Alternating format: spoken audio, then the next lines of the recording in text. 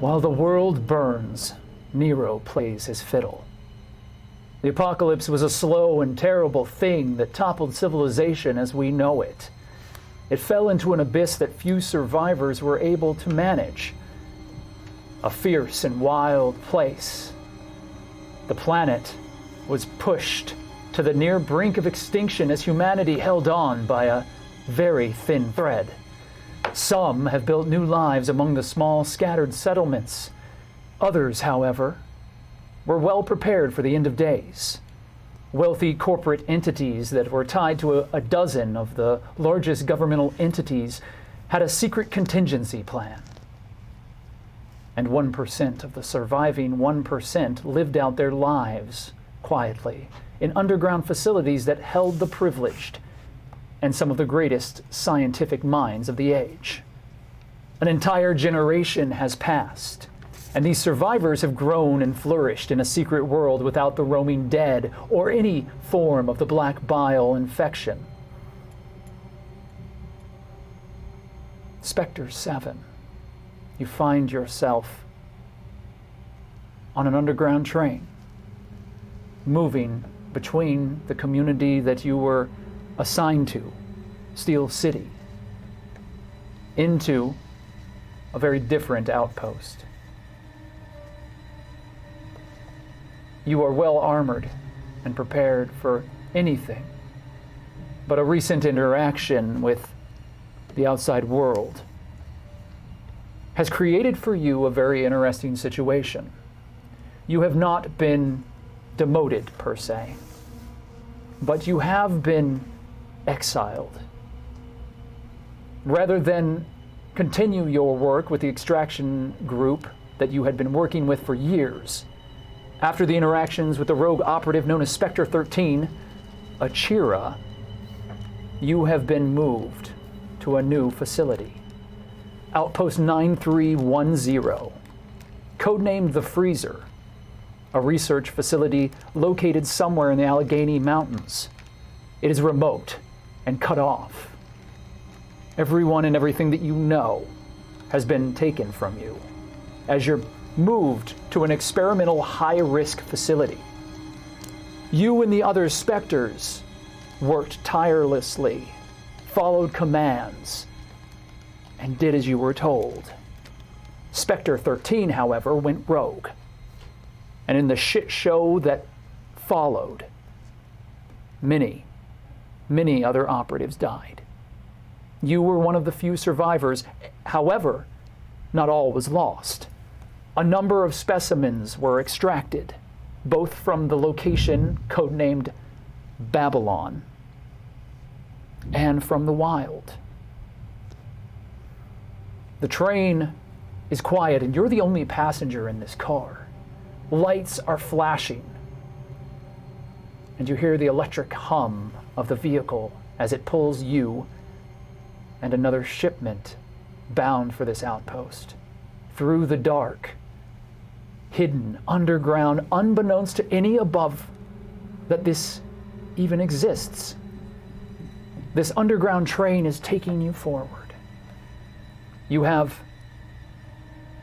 a custom submachine gun on your lap, a shock baton, a machete and a hatchet. Over the intercom, you hear, "Station arrival in 5 minutes."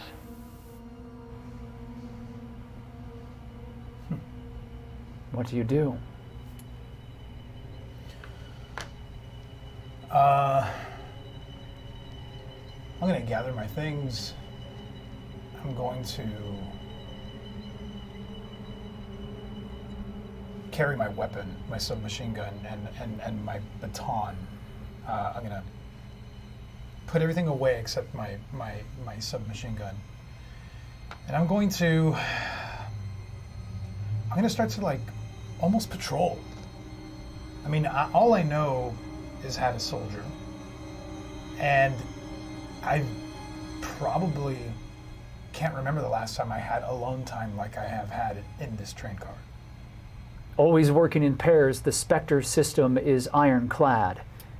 The fact that you are now a solo operative is strange. It's odd. It's like you've lost a limb almost, not having a partner to work alongside. Spectre 9 did not survive the encounter.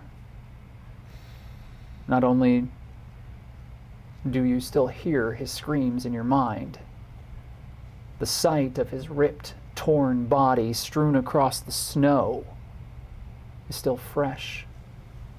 A wound that will linger with you forever. You have your helmet off. Will you describe yourself to us? Yeah, so Spectre 7 is kind of unremarkable in that he's someone who would blend in with the crowd. Short hair, despite what you see here, clean shaven, and kind of a sort of emptiness in his eyes, and average height, average build, someone forgettable that blends in. And he's gonna stand up momentarily. He was momentarily relaxing in this like unusual moment of privacy as all of these images replayed in his head. But now he knows that he's about to be watched again. He's probably being watched while he was here, and he regrets that he let himself relax. And he's immediately assuming that soldier persona that he has been drilled into him. Stands at attention, holding his weapon, waiting for the doors to open and for somebody in charge to walk in and look at him. You're right to assume that you're being watched. Your entire life has been watched. You have never known a life without observation. Everyone within the Steel City facility is monitored 24/7. There's no escaping it. It's part of who you are. Privacy isn't something that you're concerned with.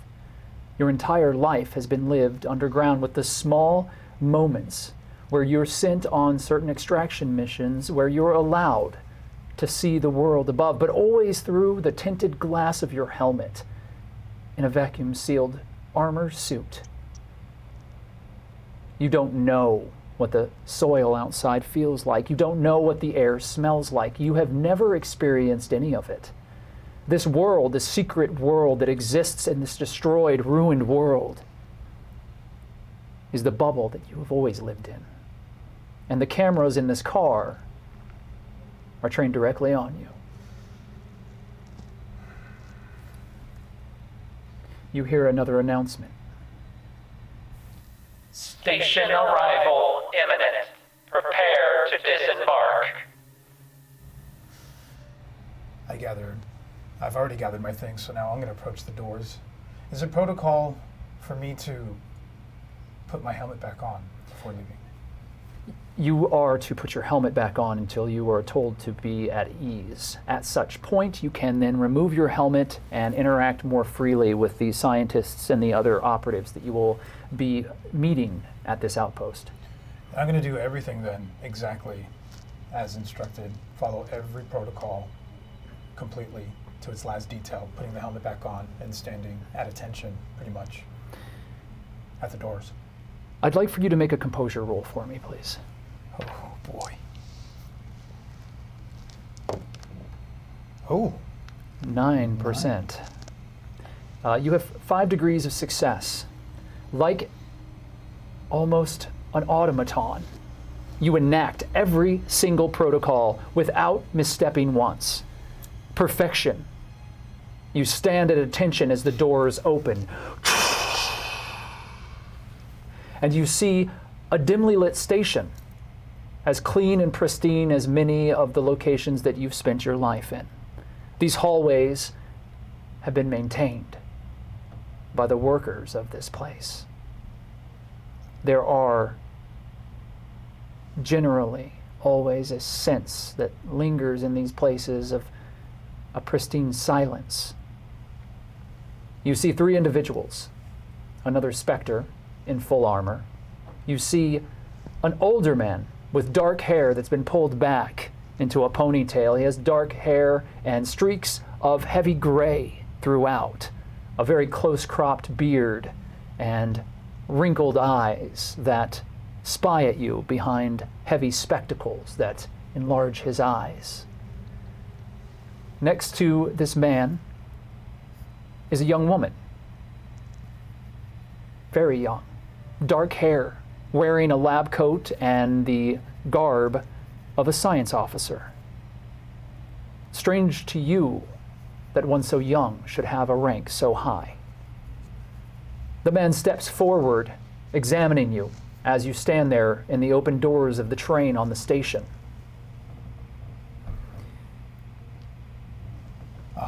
I stand completely still and wait for orders.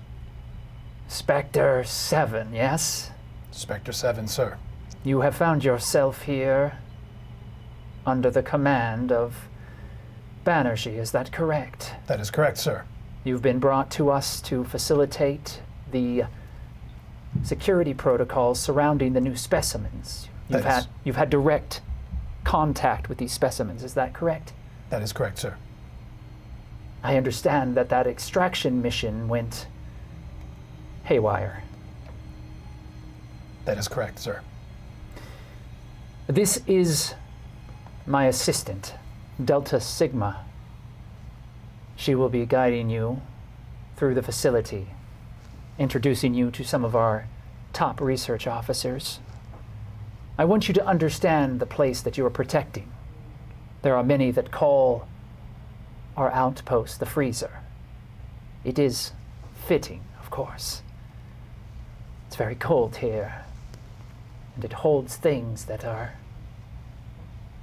better left alone. Unlike other facilities that you may have operated within 7, you will need to report to me on a daily basis. Should there be any breaches in protocol at all, I expect you to come to me directly. The other specters operate under the same understanding. Everything comes through me. Do you understand? Understood.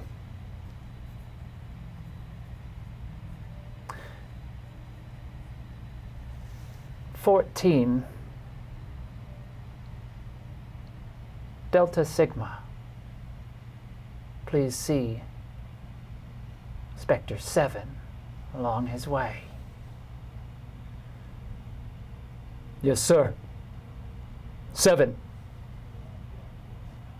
Reporting. Follow me. I do. The young woman walks quietly. She holds onto a clipboard and is writing something fiercely as she walks. There's sort of a intuition to her as she moves through the hallways of this facility. She knows every turn without looking up, and she never looks at you once. What do you do?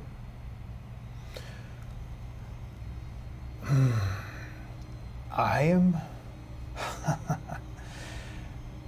following. I am not programmed to do anything but follow these orders, especially considering how our mission went. You're walking, and then you hear the screams of Spectre 9 in your head once more. No! As gunfire blasts across the night air. And you watch as that strange thing erupts in tentacles before you.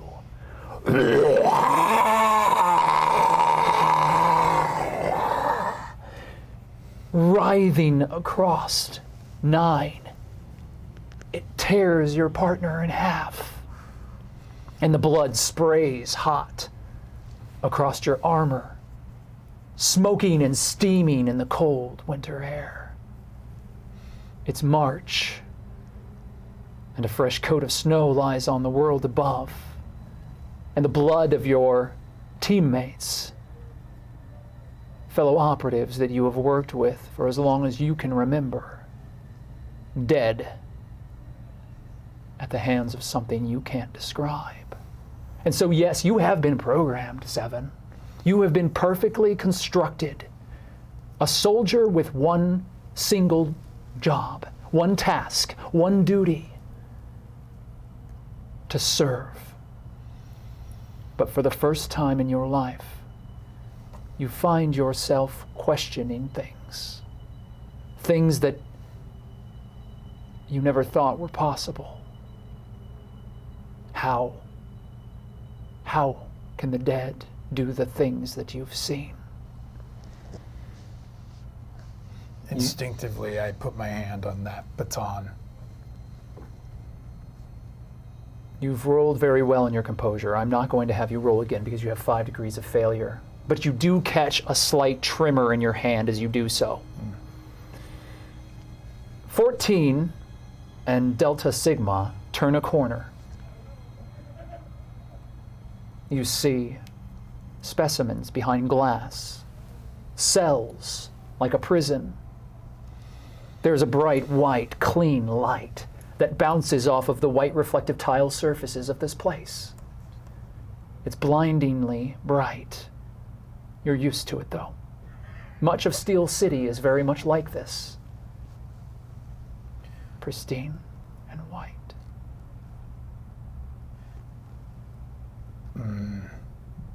As I kind of hear the Spectre 9 screams start to fade, I relax for a moment.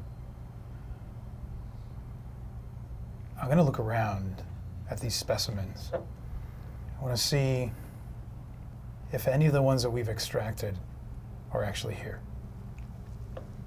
The first cell, you see a large letter A in red. You see the enormous remains of one of the dead. A specimen that you're familiar with. You knew that there would be specimens that you and the remaining team, the extraction team, had collected here, but you didn't expect to see this one. It was cut in half by machine gun fire. 2 operatives hacked away at it till there was barely anything left, yet here it remains. An enormous, muscled Romero with no lower body and a string of intestines and a spinal cord that whips behind them as they are spread out on a table, strapped down to the ground. It doesn't look like they're alive. One eye socket is completely empty, the jaw wide open. This thing is muscled beyond any sense of normality, inhuman and monstrous. This large, bulking thing, this abomination, is held down in this chamber, unmoving. By all intents and purposes, to your eye, it looks as if this creature is fully dead. However, your eye lingers for just a moment. Do you notice the large gashes in the flesh that expose the rotten musculature, and the black bile that seeps around it? It looks as if very, very slowly those wounds are knitting themselves back together. I'm going to look at the people that are escorting me, and I want to see if they notice that, and if they have any reaction to it. Is this alarming to them? No reaction whatsoever. Both Delta Sigma and 14 continue on their way. They do understand your curiosity and slow themselves just enough for you to be able to continue. However, you're very observant and able to make these checks into each of these cells very quickly. The second cell that you walk past is marked B with a large blue circle held on it.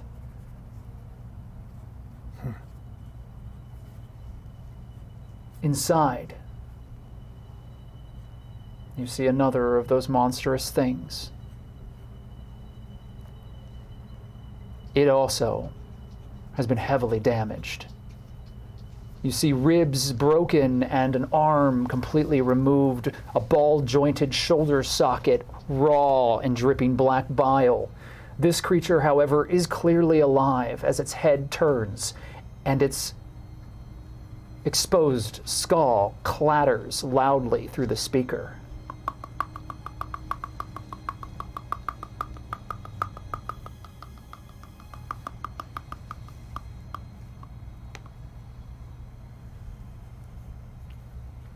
The next cell is dark, unlike the others. The light flickers. It looks as if whatever's inside might have damaged the lighting unit. Every once in a while there's a pulse, but you see nothing inside of it. And then something hits the glass.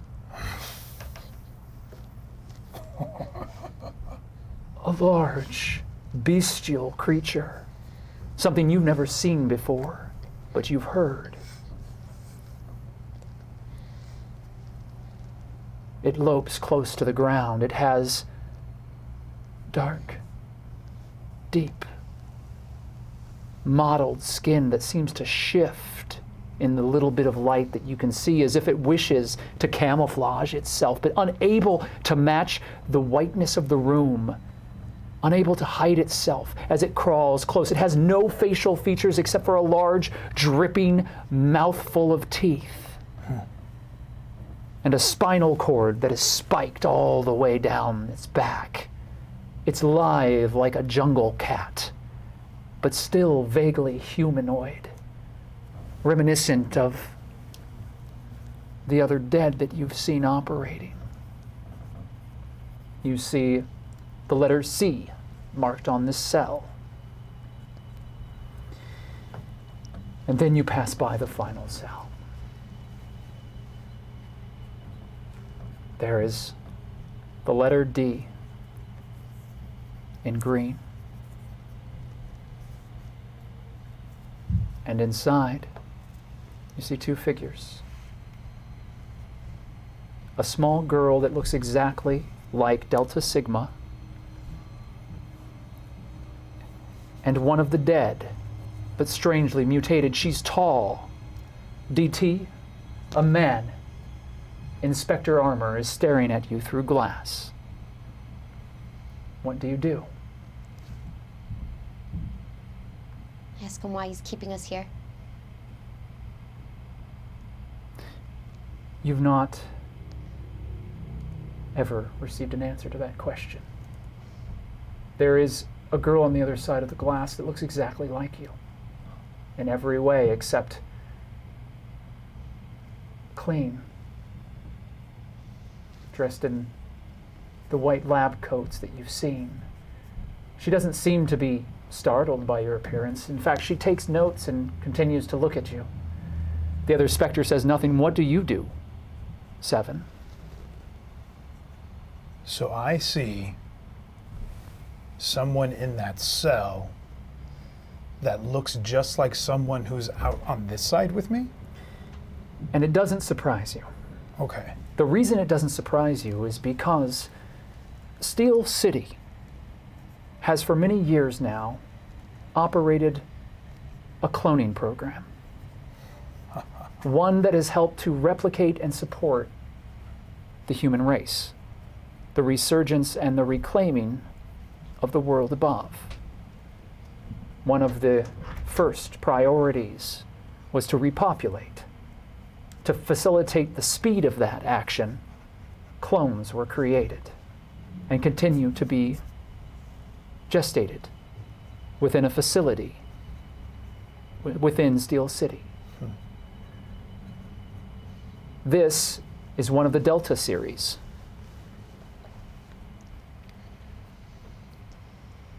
I just look. And then look around the cell. And then I go back to looking at this person, waiting. for something to manifest in them. It's then, Spectre 7, that you see the movement of the other figure. It turns. Its hair has been interwoven with ribbons. The scraps of clothing are artfully tied around it. This corpse has been decorated, and it moves unlike anything that you've seen before. You were one of the specters that were able to capture these two. You weren't able to get a good view earlier, but now you see them both. And while you were dealing with some of the more problematic members of this collective of abominations, other specters isolated and contained these two.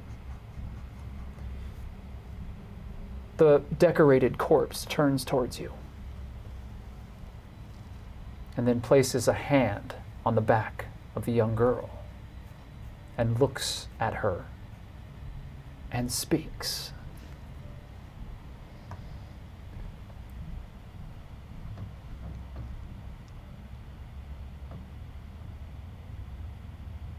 Ajira lied to us.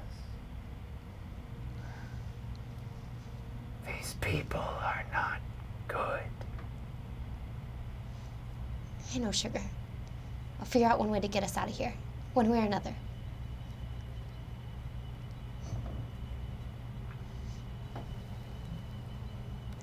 Do I hear that? You do. Huh. I'm gonna ignore it and I'm gonna exit. Continue behind my escorts. As you exit,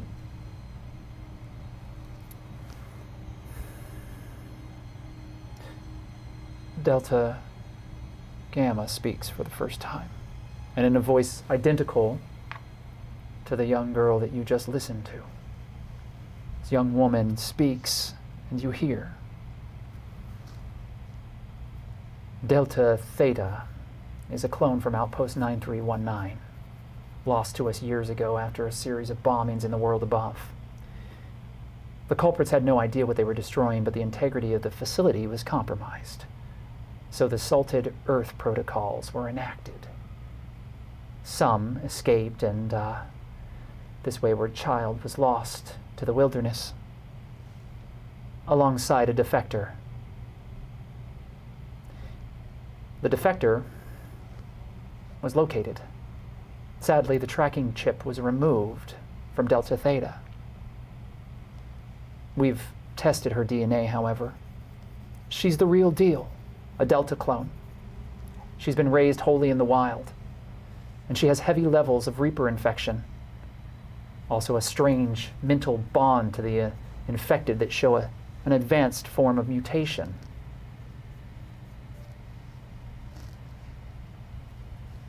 You understand now why you're here. You have field data that we will need to extract from you. You've seen these mutations operate directly. I understand. Very well. Spectre 7, I have colleagues that I'd like for you to meet. And you're led through another series of corridors. DT, you watched them leave and you heard all of that. Did I know previously about this information, or is it all new? You don't remember anything from before you were 5. You just remember the wilds and the wildlings training you and bringing you into a world of something different than this. A world that was filled with survival and blood and sweat and pain. This place is sanitary and cold and dead, more dead than the world above. And as you and Sugar stand there together, you know that one way or another, you're getting them all out of here alive. Delta Epsilon. You stand before a large, clean table. Before you are a number of beakers and petri dishes. Specimens are spread within these petri dishes, and you have been using a number of high-powered microscopes to observe your current subject. In a cage across the way, sealed behind an enormous plexiglass wall, on a table of metal, you're looking at a small, gray, scrappy dog.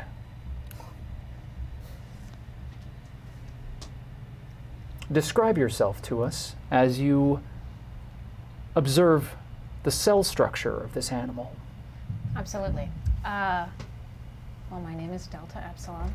I stand at the same exact height as all the other Deltas, slight, a bit short, and my dark hair is cropped very tightly, and masculine, he, him, and I am just staring intently. I am always dialed right into my work.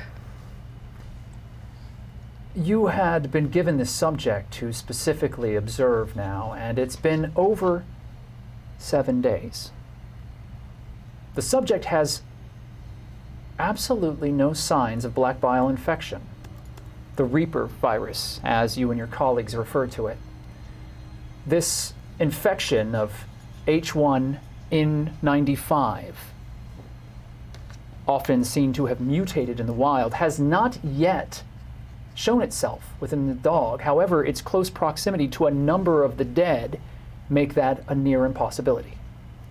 This small, scrappy, gray creature, despite a number of scrapes and bruises, is fully unharmed and completely biologically alive.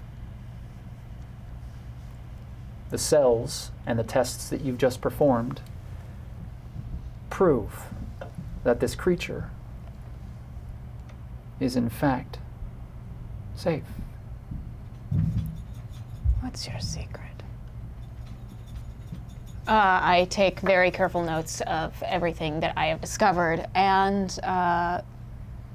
do I have a direct superior that I can call in on this? There is one individual that is a direct superior. As to how you feel about that individual, I'll leave it to you. Do you wish to call them?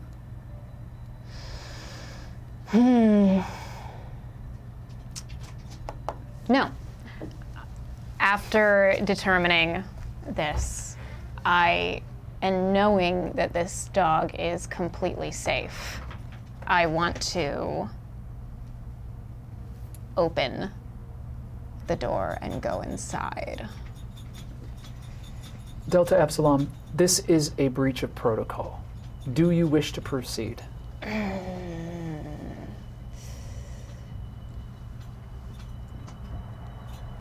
Let me approach the glass first.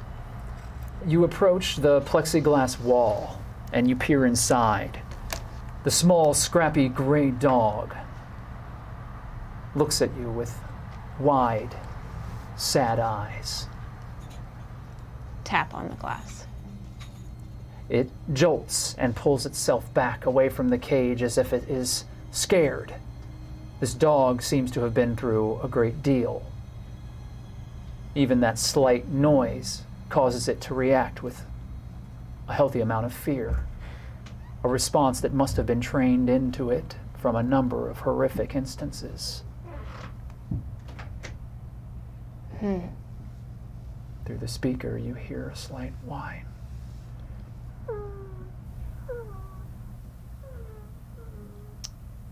I reach over and I mute the speaker. It clicks off. You're in silence once more. You're lucky I don't feel like getting in trouble today. And I will go and call to my superior. Rachel Banerjee, also known as Coates, you are observing a wholly different type of subject. Currently, underneath a very large, thick plexiglass wall is a tree. A tree that is interlaced with the dead. A number of corpses that have been grown into it. There is soil that has been included around the tree, that has been transposed from upstairs, from the outer world, brought here, planting this tree firmly in a bed of its native soil. From the limbs of this tree, large, strange fruit has grown. And in a plexiglass box in front of you, with a number of sealed petri dishes and microscopes surrounding you, beakers that are filled with testing agents, you see one piece of this fruit. It is large, like a pomegranate. Strange nodes have grown across it. Its thick purple-red skin is wholly unidentified by anyone within the collective. Currently, it's under the codename Reaper Fruit. What do you do?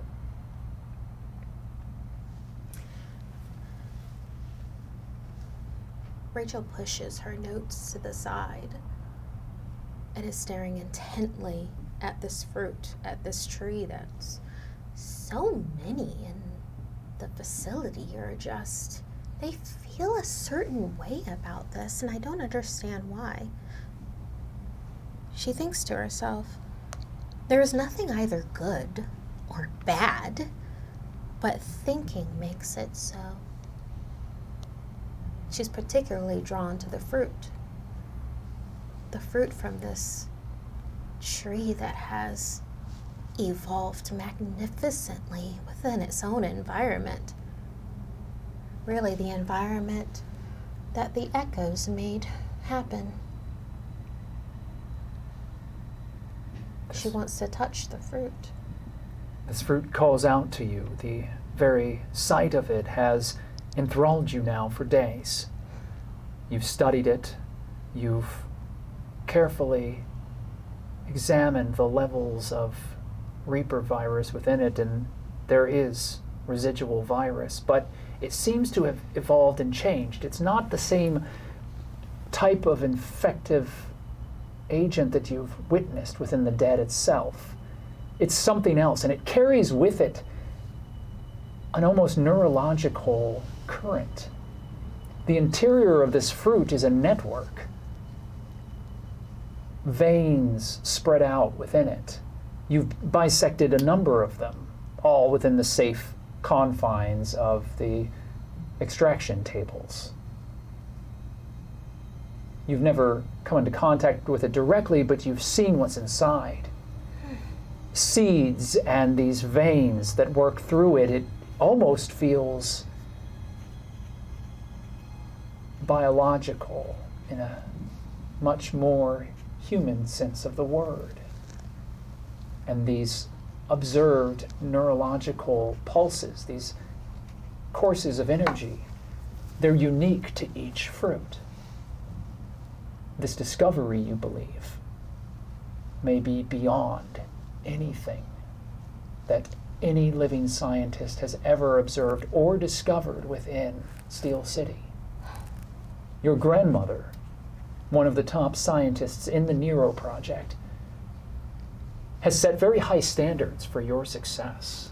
And though you have been highly privileged and allowed great freedoms within this place, you chose to be at the freezer. You chose to be here because of the experimental work that you knew took place here. It was an opportunity for you to make your own way, to prove yourself more than the shadow of your grandmother. And here you stare at this fruit as the intercom buzzes and you hear Delta on the other end. Hey, Rachel. Greetings, good servant. How may I help thy in their quest today? Right. We have a interesting development down here if you want to come take a look. Interesting, you say. Is it of an evolutionary nature, of those of the Reapers? Have we found and broken new ground in such pursuits? More of a lack of evolution. I will be down forthwith. Verily, I come. Coates has spent, and as opposed to being the wild children that are very much into VHSs and have learned about the world that way, Coates has been underground her entire life. She is young and has only been privy to the highest of intellectual books and gravitated towards Shakespeare and other college-level lecture books that were available. And so this Shakespearean language has worked its way into your vernacular, much to the dismay of your grandmother and many around you, who find it tedious. But you have continued down this path, and you have decided that this linguistic journey is yours, and that it identifies you as different from those around you. Your last meal, lunch, is sitting next to you on the table. It's a green soy paste and vegetables. Everyone here within any of the facilities is a vegetarian. You take a very strict prescription of vitamins and injections every single day. It's part of your daily life. You have never tasted meat. You've never eaten of the flesh of animals. In fact, all of the food that you consume is grown and cultivated underground. Within a giant facility not far from here, the dead are collected. They're collected in enormous containers, cells, many, many of them, the size of large skyscrapers from the world above. And these cells collect the rotting corpses as the methane is collected. And that methane gas is used to power many of the facility's needs. However, both of you know that at least one nuclear generator has been utilized over the past 20 years to help your collective grow and expand.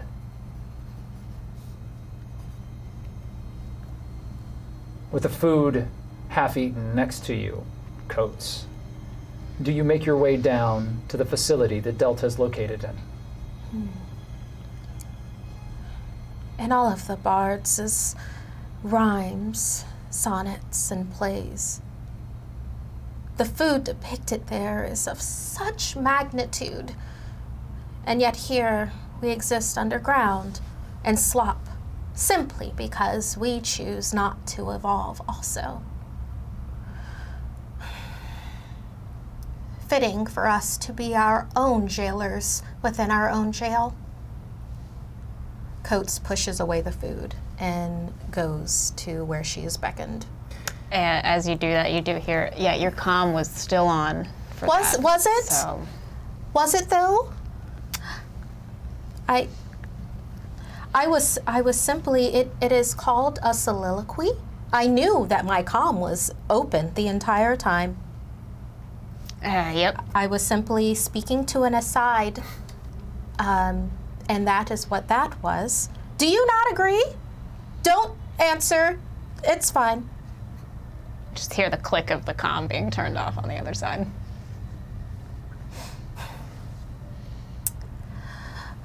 Our servants have such spirit within them. I shall continue forth, post-haste. As you walk to the door, Coates, there's this chill that runs down your spine. You feel as if someone's watching you. Not the cameras, you're used to that. This feels immediate, as if the eyes were in the room with you.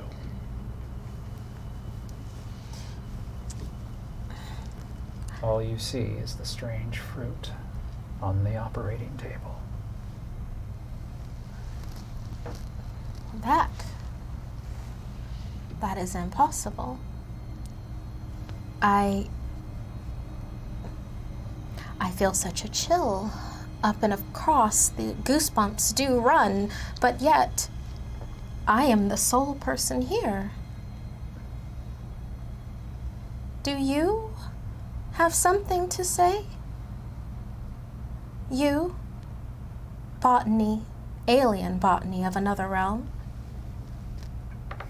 You hear nothing at first, and then you do hear voices down the hallway and footsteps as one of the Spectre units marches a number of the other researchers through the hallways. They pass by the door and continue on. Of course not. Was but a passing whim. Onward I continue. You move through the hallways, the same sanitary, clean hallways that you've known your entire life. The freezer, though remote, has offered you a great amount of freedom. Freedom to explore your own research topics. You are highly ranked here. Your grandmother's legacy has ensured of that, but your brilliance cannot be questioned, despite your peculiarities. You've been seen as a rising star within Steel City. And as you pass by all of the new specimens that are held behind glass, each of them so different and strangely evolved. I touch the glass as I pass. How true to yourselves each of you are. If we are true to ourselves, we cannot be false to anyone.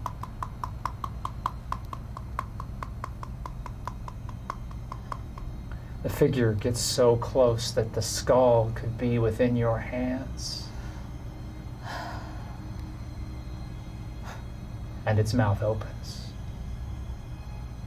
as a long, black, serpentine tongue licks across the glass exactly where you stand, and then retreats back into the skull.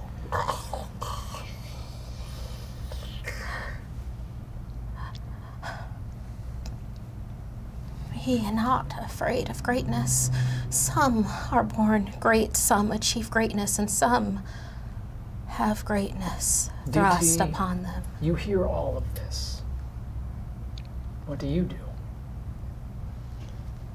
DG's just listening, very confused, as she's never really heard that type of language before. And she's just getting annoyed and calls up to the lady and says, "Hey, how are we supposed to be ourselves if we're stuck in here?" What? Yeah, you.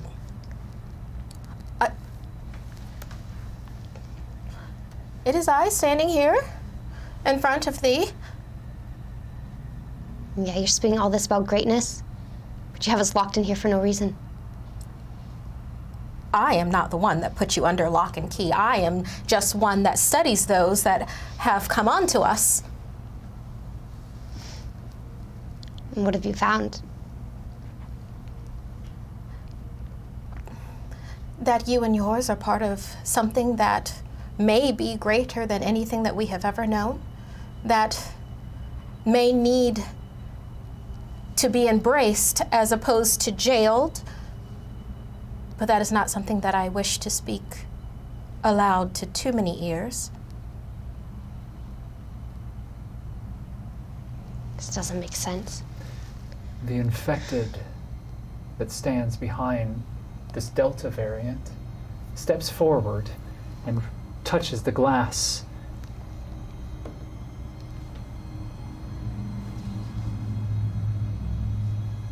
She is strange, sister. You got that right, sugar. Why do you speak in riddles? Why do you speak at all? I am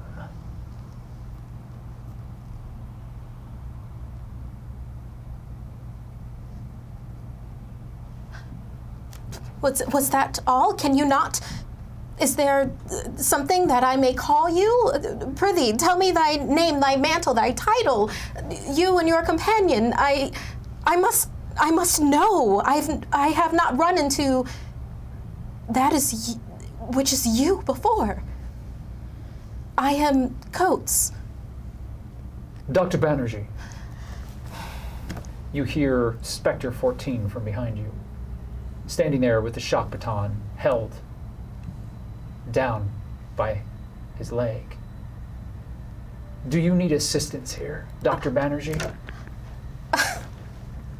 No. I was simply lost in mine own thoughts for but a moment, but I have collected myself to myself again. I'm continuing forth, for my servant Epsilon has called for me. So these things, they weren't bothering you?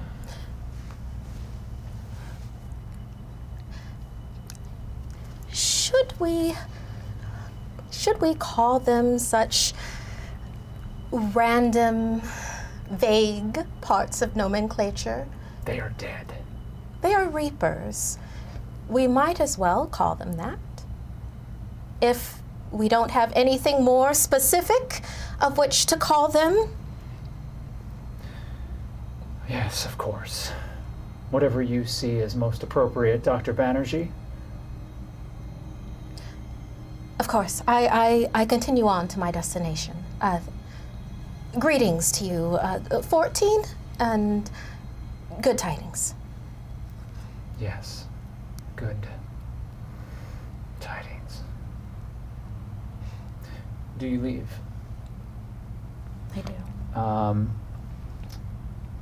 Spectre 7, you're being ushered in as other parts of the facility are being shown to you. A door opens and you see a young man, another Delta, and he is watching what looks to be a dog behind glass with a scientific array of various equipment in front of him. Sigma gives you a look, Epsilon. Effectively your sister. The two of you have been raised together. However, Sigma has received many promotions where your spirited outlook on how various protocols should be handled has always brought you back and held you just a little behind where Sigma has always found herself. It's a fact that Sigma has never, ever let you live down. Sigma. Epi. I don't like that nickname. Well, I'm not calling you Delta, am I? What? This is Spectre 7, recently assigned. I suppose he has been brought to us due to his involvement in the capture of the new specimens. The research subjects are going to require more knowledge than we currently have. You're tasked with interviewing 7. Find out everything that he knows. After you have recorded an entire report on the incident, every single detail, let me know. The door opens and you enter, Coates. Everyone sort of like tenses up a little as you do carry with your a little importance as you walk into the room. Everyone knows who you are and is very deferential to you, with only a number of exceptions. Sigma, despite their equal station with you, oftentimes belittles your linguistic choices.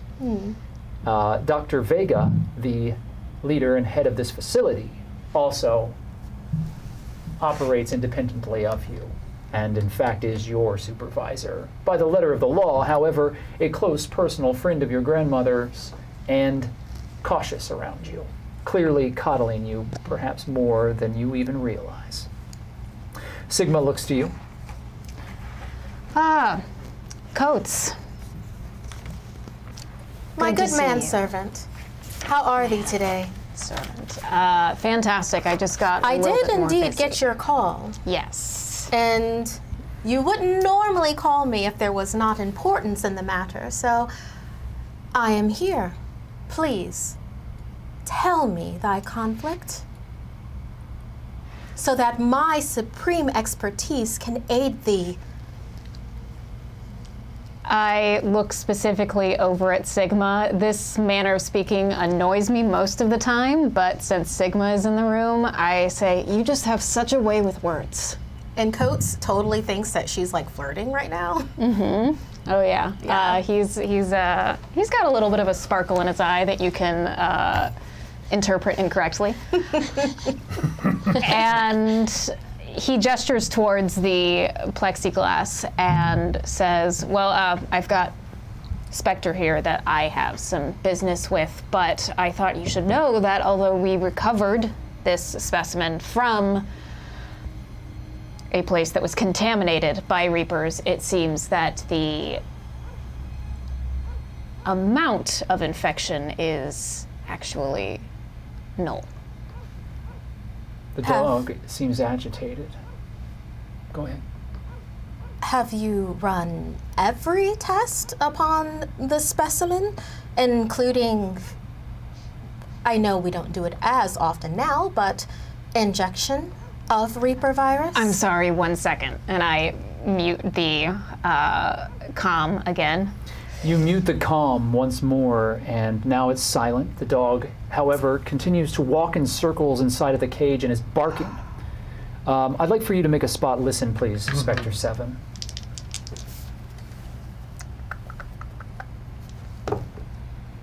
Oh boy. I am scared for my own rolls with how well you are rolling. You're taking them. This is what he does. You're taking He them. will suck up all the really good rolls. so the entire sorry. table. 5 degrees of success, Delta 7. Oh my god. Yes. The dog is agitated.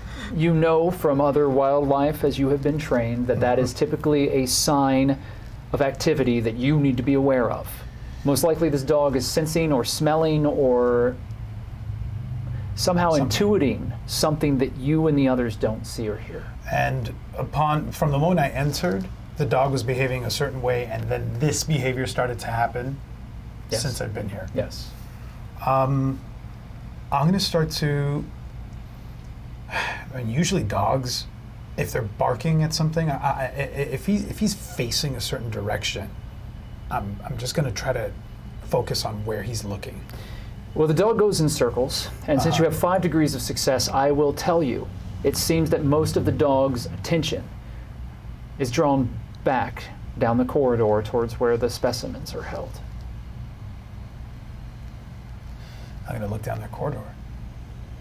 You stand close to the door, so as you open it, it's a very short, curt movement as you slide into the hallway. What do the two of you do?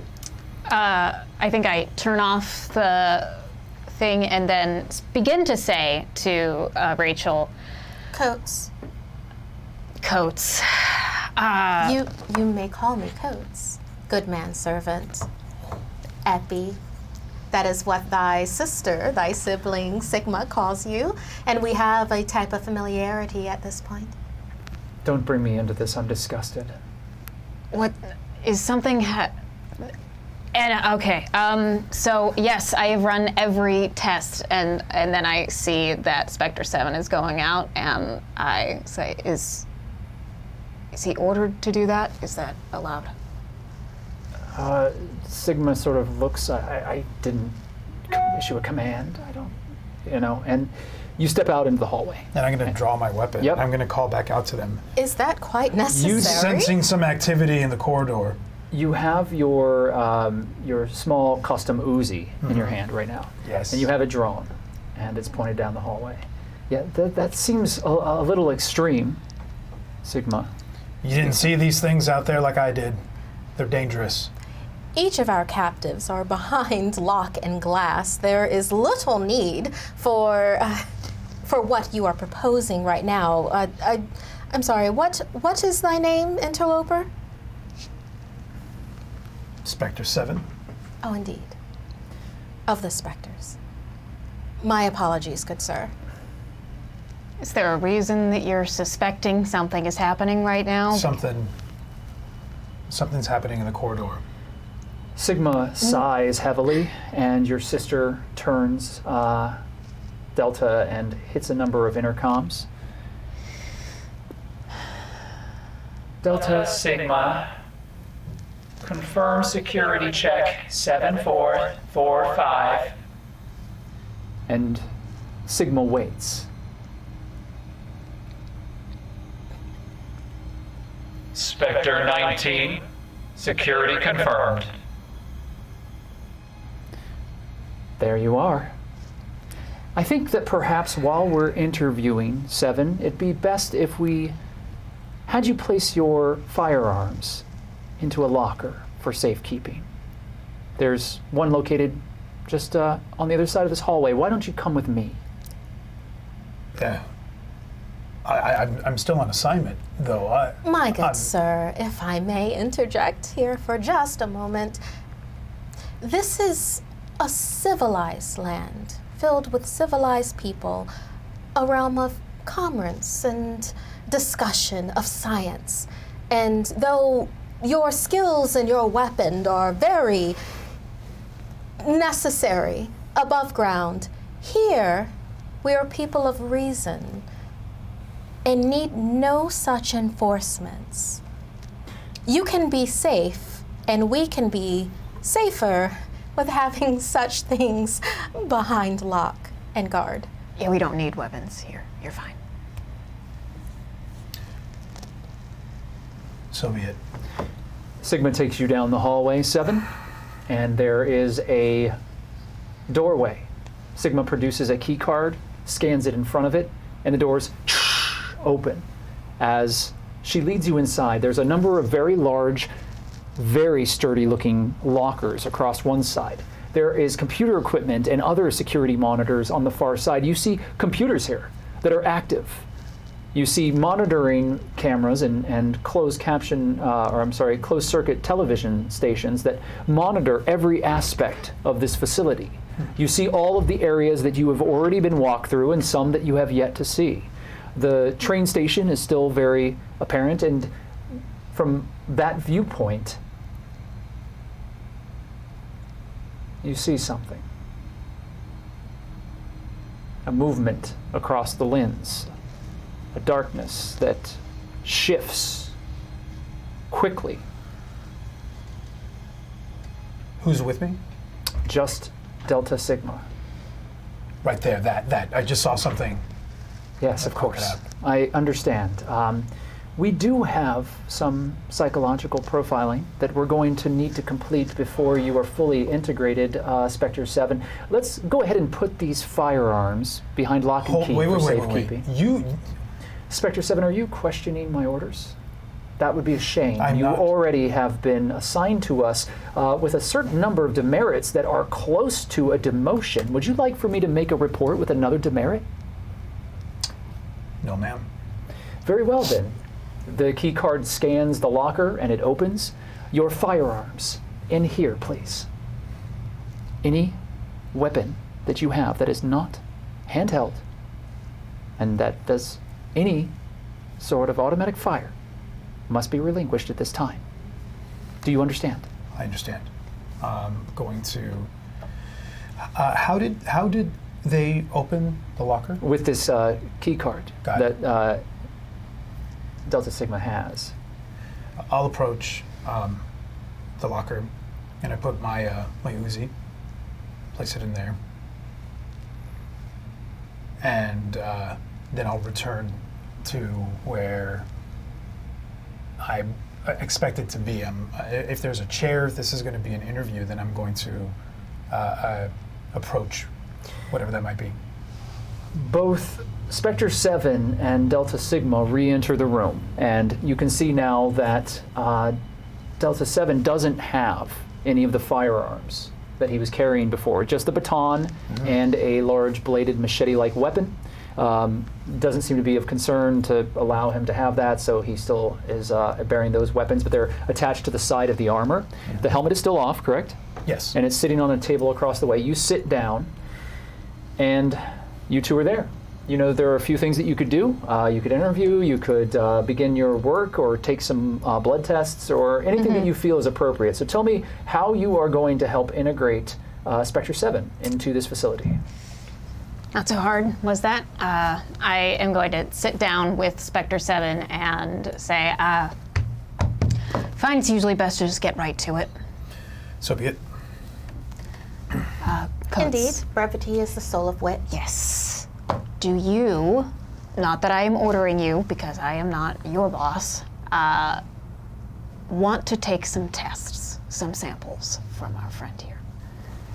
I believe it would be in the best interest of everyone that is here to have that privilege and that access to thine body, if you do not have objections to it, so that we can better secure the health and goodwill towards everyone else here in Steel City. I understand, ma'am. I know the protocol. Did you come in contact with Reapers, Spectre 7? Is there a different nomenclature that you would prefer to be called? 7 is fine. 7. I'm Coates, and you may call me that. Yes, ma'am. Yes, I came into contact with him in the field. I was part of the extraction team meant to retrieve some of the specimens that we have here. Our goal was to bring back one specimen in particular, but those that I saw in the corridor as I was being escorted here were among the specimens that we extracted. Did those specimens move differently in the wild once they were in their element, in their own environment, not behind glass? Did they tend to interact or conversate in a different way? Did you notice this? We encountered a number of things. Some of those specimens, I have to admit, I didn't have immediate contact with. Did you see them evolve in any way?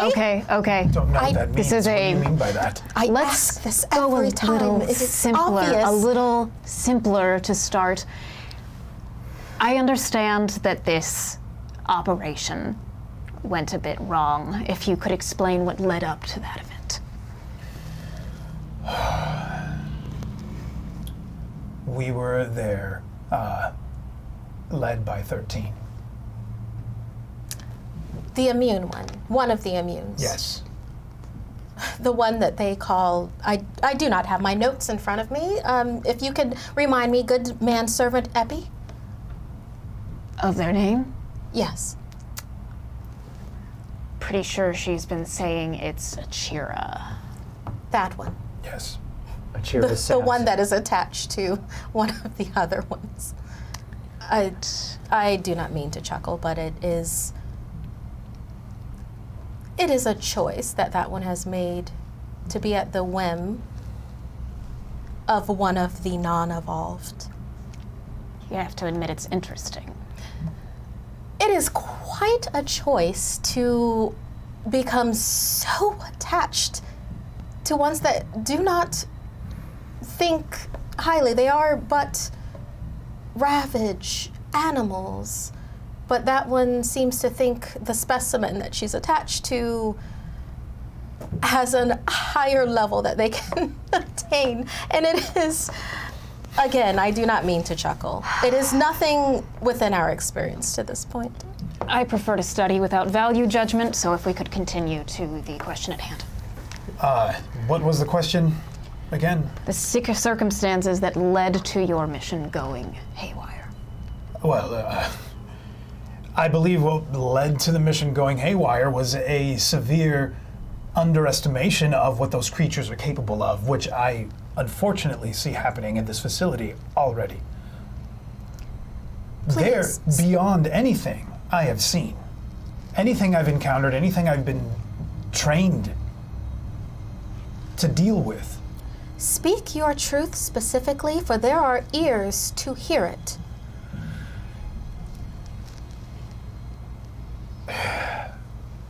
Everything happened so fast. We were being attacked by evolved undead. Reapers. Right. What else do you need to know? We are aware of a certain situation that may have prompted such an attack, if you could share the details of that. The one that they call Achira going into their nest, so to speak. She led us there, apparently under orders of Steel City. We followed her. She had contact with the one that was our primary target. And then also our secondary target, the one that we hold now within our facility, that which is called Delta Theta. Yes, And that was there as well. and the the other evolved. companion that one travels with.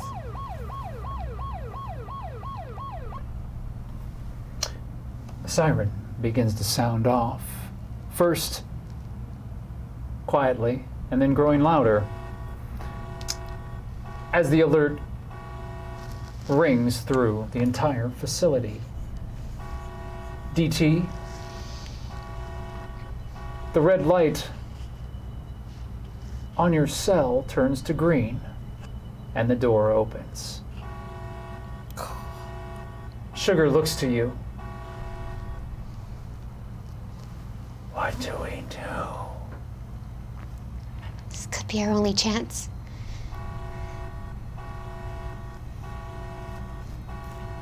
We have to go fast. Stay behind me, sister. I will protect you. Sugar walks in front of you as mentioned, protecting you, guarding you against any stray attacks or gunfire that may erupt at any moment as both of you walk into the long, pristine hallway. The alarms continue in the background, blaring loudly as red lights begin to flash, and the lights shut off as emergency lighting immediately follows thereafter. All of you are in the dark. DT, each of the others, C, A, and B, the other cells. Those lights are still red. You're looking at each of them.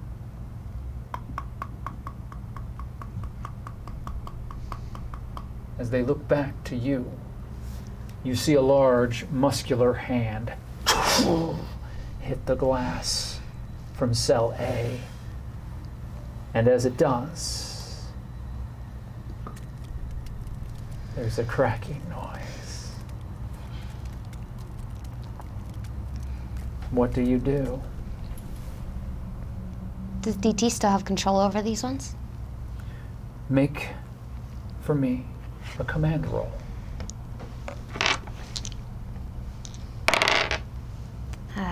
24. Dang. I believe that's 3 degrees of success. Would you like to supplement that with competency points?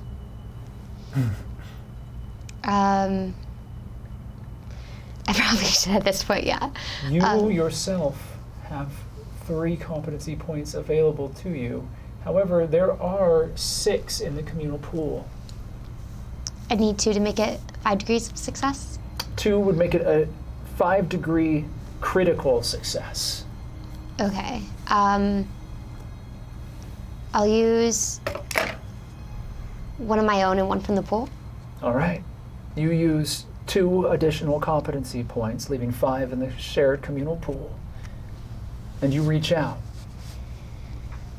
with that understanding that Lampwick taught you. It's a feeling that rises through you. It's an openness to the world around you, an understanding of how the infected exist in this liminal space between death and life, a form of limbo. But there is something there. It's not a void, because within that space, as you close your eyes and open it to them, you connect. And almost instinctively, you feel your hand raise, as if you can touch them, feel them there. You feel Sugar behind you, her hand on your shoulder, lending you strength.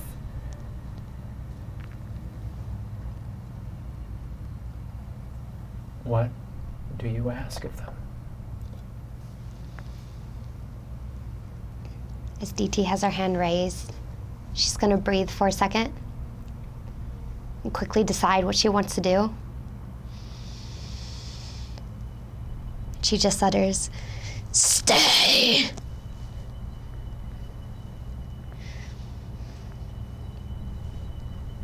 And they stay. The large hand on the cracking glass retreats down into the darkness.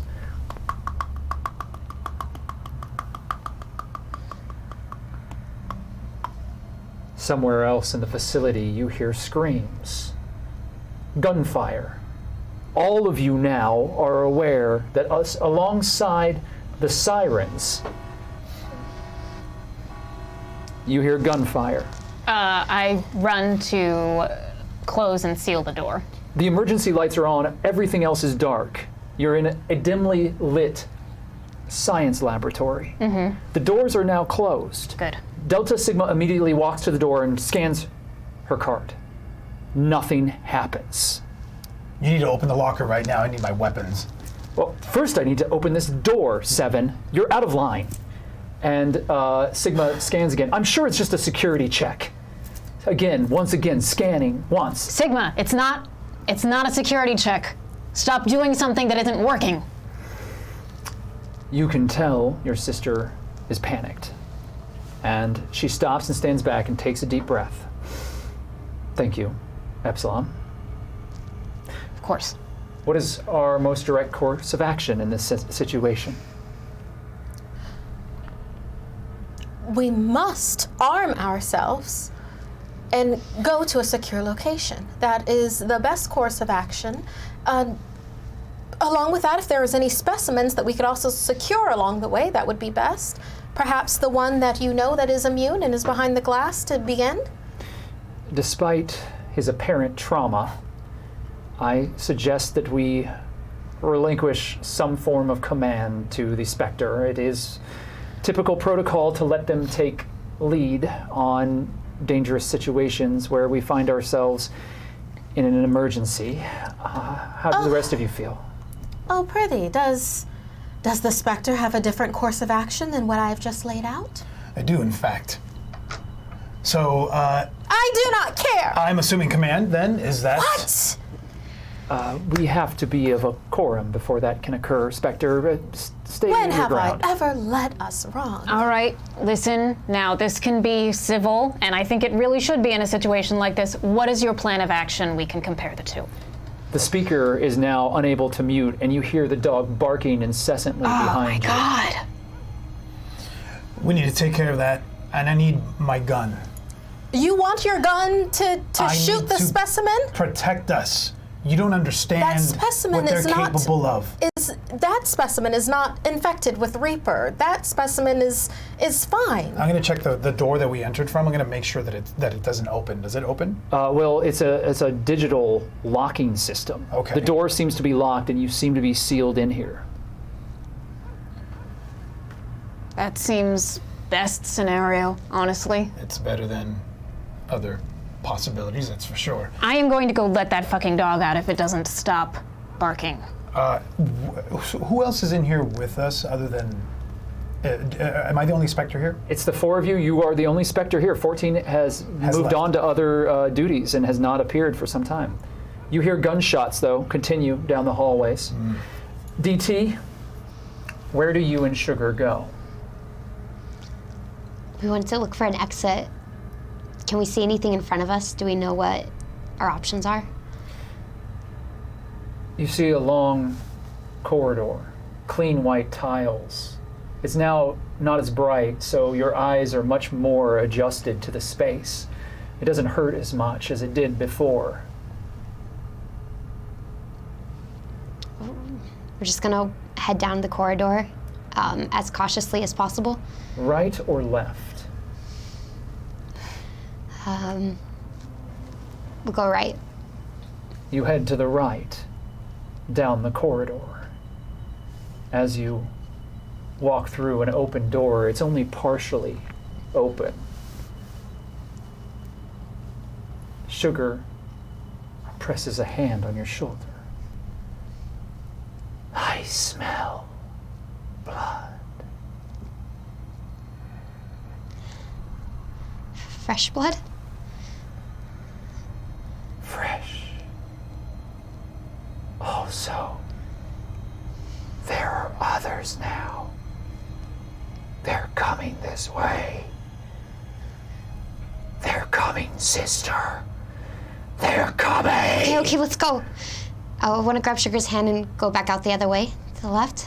The two of you, hand in hand, turn as you hear further down.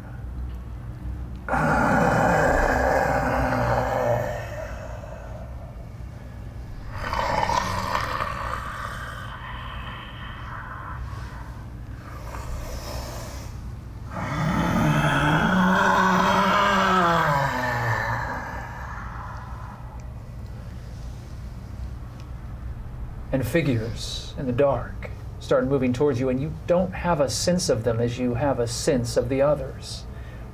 There's something else, something that's blocking your understanding of them, your connection to them.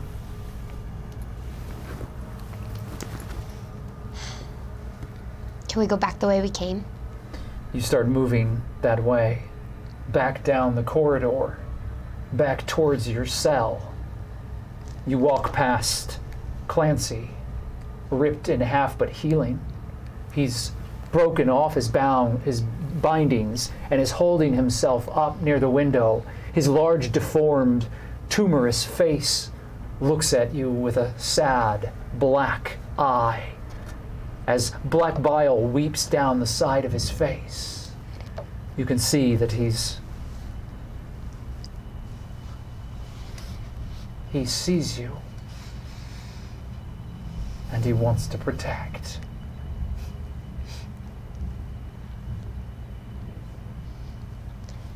He can't walk though, can he? He can't.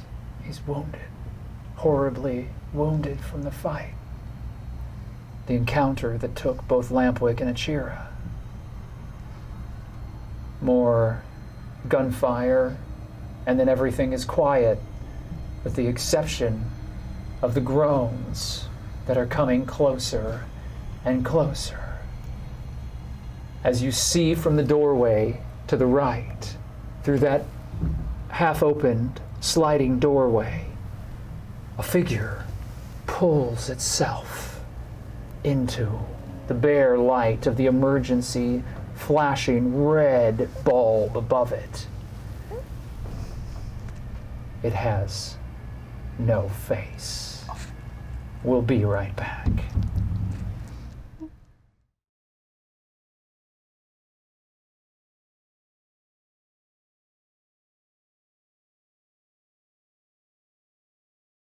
The Romero that pushes itself through the doorway has had its skin peeled directly off of its face, DT. Its sockets are filled black with black bile, weeping across the red, swollen musculature of that face. Teeth gnashing as the hands pull itself through the doorway.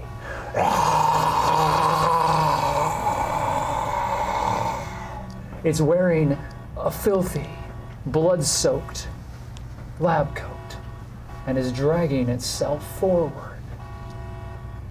Others are behind it. You're in the corridor that you were held captive in. Your doorway was opened, and as you look down the corridor, you see 3 red lights, each of them holding one of the acolytes of Lampwick behind it. B and C switch from red to green. However, they are still under your command and stay as they are. What do you do? DT is gonna stare at this Ramiro in front of her, and she realizes that she doesn't have control of that one, correct? She doesn't seem to. You could try to reach out. She's going to look back. Can the other ones hear her from there, or is it too far away? You're not sure if they'll be able to hear you from this distance. Sugar stands protectively in front of you.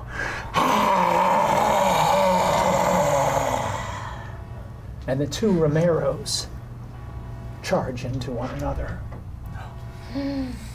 As Sugar grapples the other one and throws it up against the white tile walls, you see the tile crack beneath it.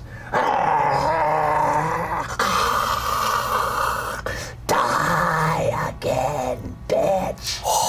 As Sugar pulls back a fist and raises it across the jaw of the other as teeth shatter and break outward, and black bile and red gore splatters against the white tile.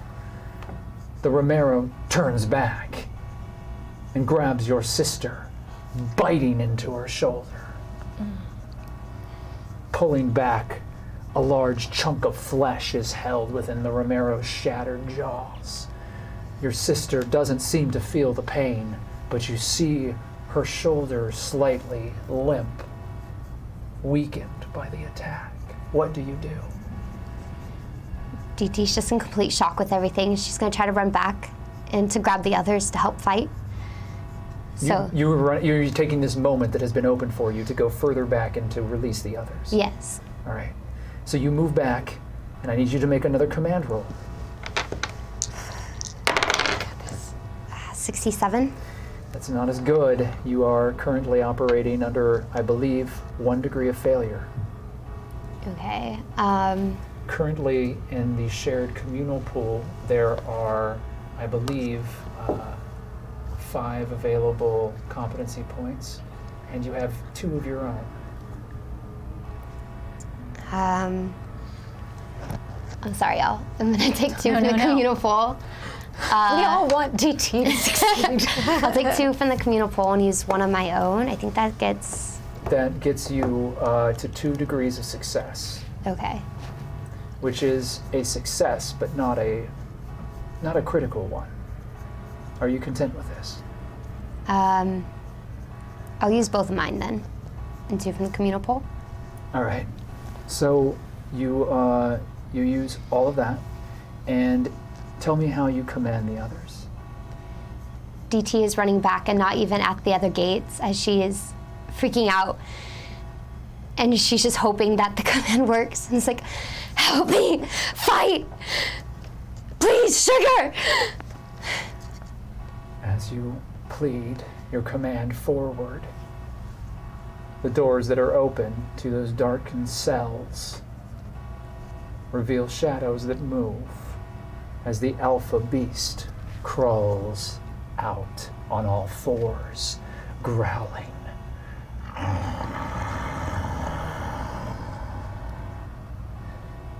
And it circles around you once, DT, and then leaps quickly across the wall, climbing across the ceiling, ripping into the tiles with its claws. It drops down next to Sugar and starts to attack.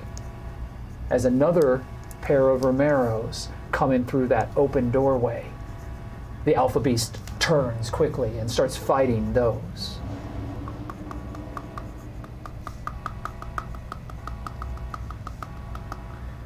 From the other cell, the chattering skull of the pilgrim appears and stands next to you, looking at you.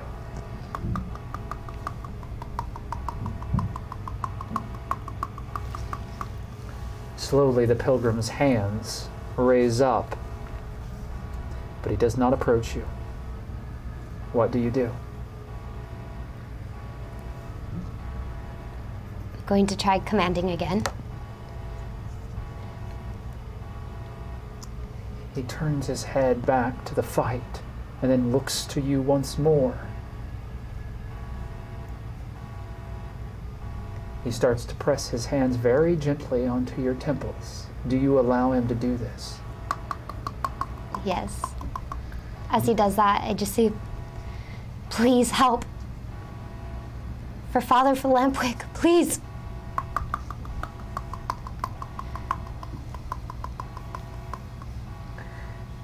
And as the pilgrim's fingers, pale, gray, and cold, touch the temples of your head, everything goes dark for a moment as you begin to see through Sugar's eyes.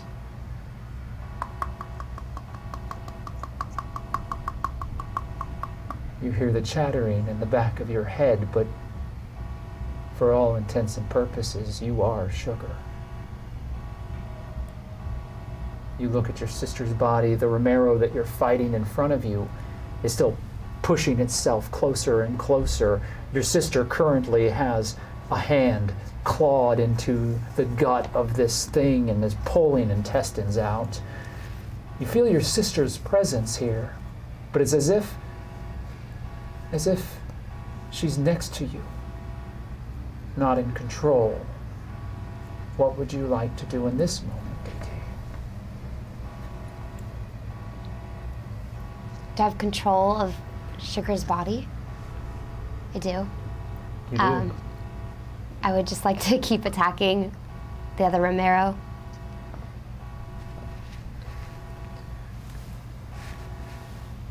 I'd like for you to make a melee attack for me. A brawl attack. Gosh, 68. Okay, so that is 3 degrees of failure. How would you like to handle it?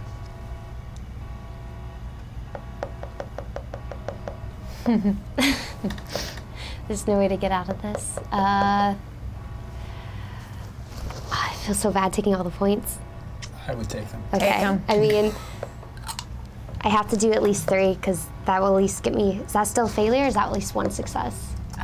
You'd need 1 more for a success. Yeah, right now it's a wash. You can bring it to a wash by taking everything. Is that what you would like to do? Yeah.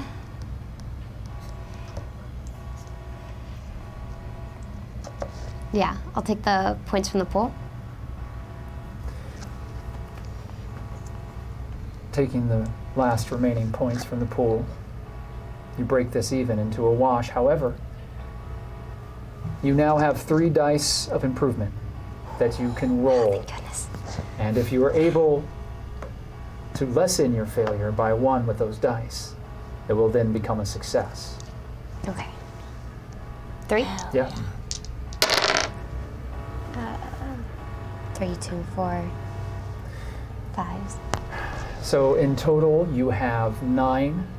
You're lessening your original roll to a 59, which does decrease it just barely by 1 degree of failure, which means that you have, in fact, now with these spent competency points, despite the fact that you have drained the entire pool, you have now succeeded with 1 success. You did. And the spine of this Romero that's in front of you is now within your hands, and you feel as if your sister is guiding you along as you feel it snap, and the entire body of this corpse drops down, jaw and head mouthing horribly at you as it collapses onto the ground.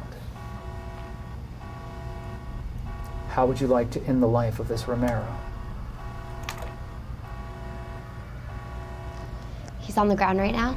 Yes, she's chattering at you, trying still to bite you, despite the fact that the severing of the spinal column seems to have slowed it considerably. Sugar is very angry and is gonna go around. She wants to put 1 foot on the shoulder, anything to keep it down, and she's gonna try as hard as possible to rip the neck off, rip the head off as much as possible. Sugar's body is so lithe and tall and thin that you wouldn't expect it to be as strong as she is. However, as you do so, controlling your sister remotely, you reach down and grab the hair of this dead woman, faceless now, and you pull upward as a horrible crunchy noise sounds throughout the corridor as every single column of the neck along the spine shatters, and then you hear the pulling and the tearing of muscle, like wet parchment being ripped as the flesh tears free and blood sprays across the corridor. As you do so, you now see that the Alpha Beast is standing above two of the dead, having destroyed the other two Romeros that had forced their way through. The fact that you can't sense these other Romeros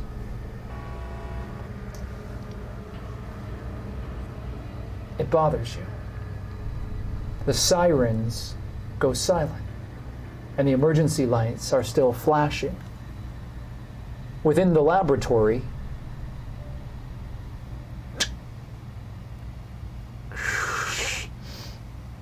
and the door opens automatically, locking into place. You're now staring at a dark corridor. What do the three of you do? If that door opened, I'm going to go to the locker, and I'm going to go to the Delta that locked my stuff up. I'm going to say, try your key card, see if you can open this. To the locker?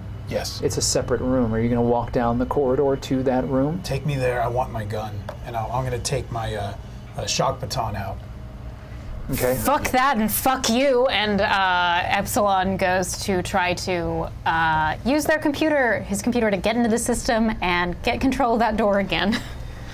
Currently, the system is operating on emergency powers. All non-essential electronics have been shut down, including your computer. Ah, this sucks ass. You have to have some kind of an emergency protocol. Where is the bunker that we're supposed to go to in cases like this? I don't know the layout of this. The safe location is further within the facility. Down that hallway, and we don't know what's down that hallway. Fuck. Fucking dog. Nothing of this type was ever supposed to happen. Of course. That's the way it always is. The security protocols that are in place here, in any facility like this, especially a high-risk facility such as the freezer, this shouldn't be happening. Each section that is compromised is usually completely contained and isolated, environmentally as well. The air is usually removed, and that sector of that facility is put into lockdown. Any surviving members of the staff or research faculty are then put through isolation, containment, and sanitation. This situation is abnormal in the sense that everything seems to be shut down, and there's only one answer that the two of you and your sister immediately recognize. There is dark mischief afoot. In other words, someone has manually overridden all of the security protocol. No. All right, if you want to go get your weapon, you go do that. I'm going to... There is a snake that is within this facility. There is no other way that anything of this type could ever possibly happen. And the snake, its coils ring high, not low. Well, we can't really deal with that right now unless we get out of this alive, so... I'll open the doors, we'll get you your weaponry. Then let's move. I'm going to start to move outside of the door and get kind of peek around and see what's out there. See if the coast is clear. I'd like for you to make a spot listen check for me, please. Whoa, there's all my bad rolls now. Hey! That is 2 degrees of failure. Would you like to spend any of your personal competency? yes, I have you my have own. 3 points I have 3. currently available I mean, I'm going to have to use all of them to make that a single success. Yep. You are now completely out of competency points. Oh, he's so happy about that. Looking down the corridor, the first thing that you notice is that many of the systems are offline. all those. You don't know what all of them do. You've not been trained in the technology of this specific facility. However, you know a lot of them are automated door locks. Every other door is also open. Crap. And you know that there were other specimens being held here. Undead specimens. Not just the ones that we acquired. Not just the ones that you had acquired. Wow. Then I'm going to put my helmet back on. And I'm going to try to reach out in through the comms into the specters. This is Spectre 7. Anyone read? Spectre 7. Does anybody copy?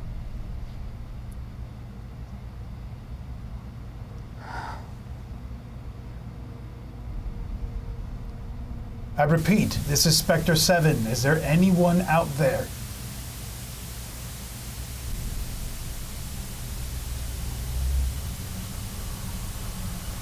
There's nothing. No one's responding. I believe that Coates would do a search of this room to see if there's anything that can be utilized as a weapon. Absolutely. So you both want to make search rolls, I'm hearing. Go ahead and make a roll. Don't want to search, but I'll do my thing after Okay. Coates searches. Coates, make your search roll, and then we'll do your intent. Great. Do me a favor and roll me 1 blue die each when you make these rolls so that I can determine in what order this occurs. 2. Okay, so you're going to go technically first, but we're going to find out more about what Coates is doing here. Okay, well, I rolled a 71 and their search is a 60. So Her that's, search is a yeah, 60. so you're at 2 degrees of failure currently. Do you wish to knock that down That's with your... 2 degrees, 71? You're past 7. Okay. 7 counts as 1, and then you're past that. Yeah, so it's 2. I'll take it. Okay, so it is a failure. You start searching around, and most of the beakers are just glass, and there's vials of liquid, and this specifically is more of a virology lab. So most of the equipment here is smaller. There are some microscopes, but you would never dream of taking an electronic microscope and using it as a weapon. That would be heresy in this facility. And anyway, it'd be too big and heavy for you to wield. There is not really anything here. All the tables and chairs are made out of very sturdy, welded metal. Is there nothing basic, like just a letter opener?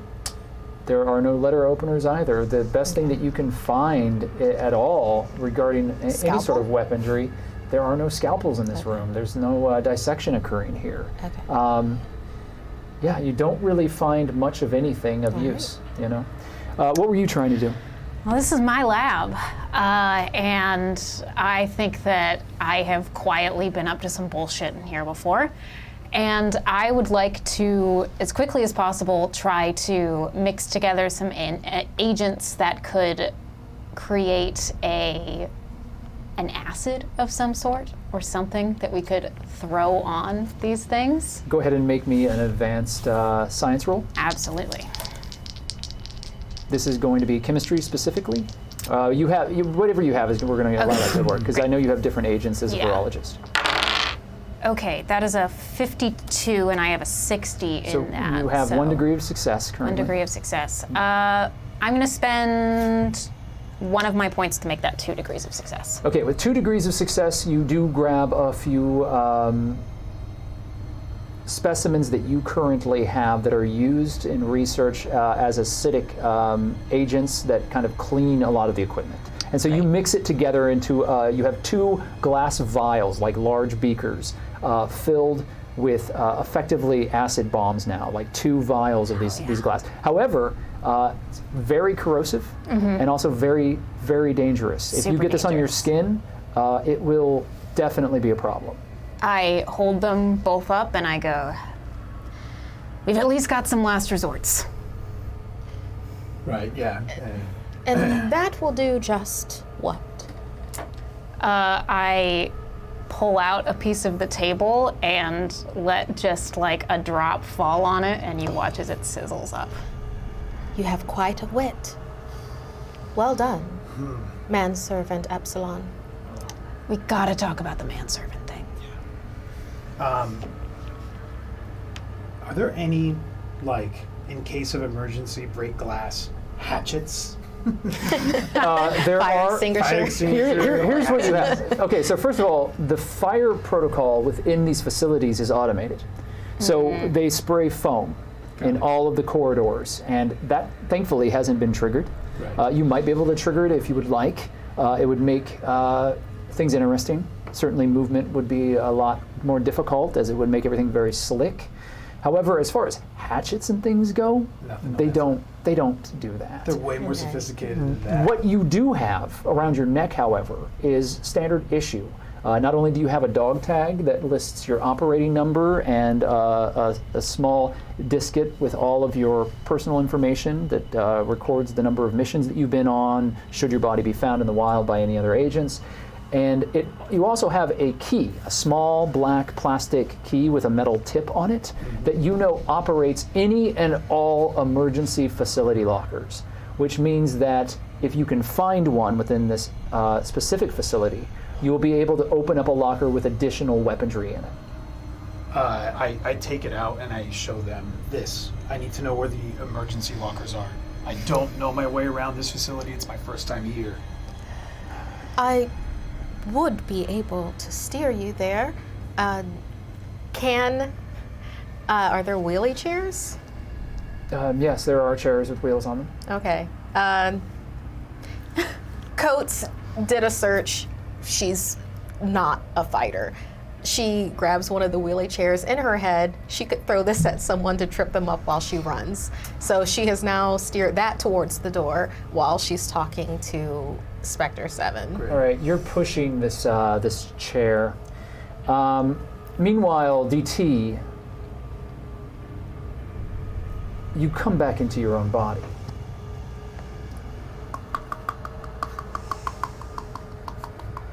The pilgrim continues to look at you, but pulls his hands back and stands directly behind you, one hand on your shoulder.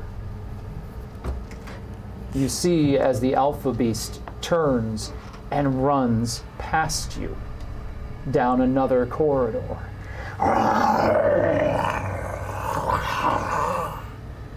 Charging across the wall and then breaking into a full run on the ceiling as it crawls into another corridor. Your sister comes back into her own and looks to you. Her arm is hanging somewhat limply to the side. I will heal in time, sister. I feel you and your worry for me. Do not fear for me. I will protect you.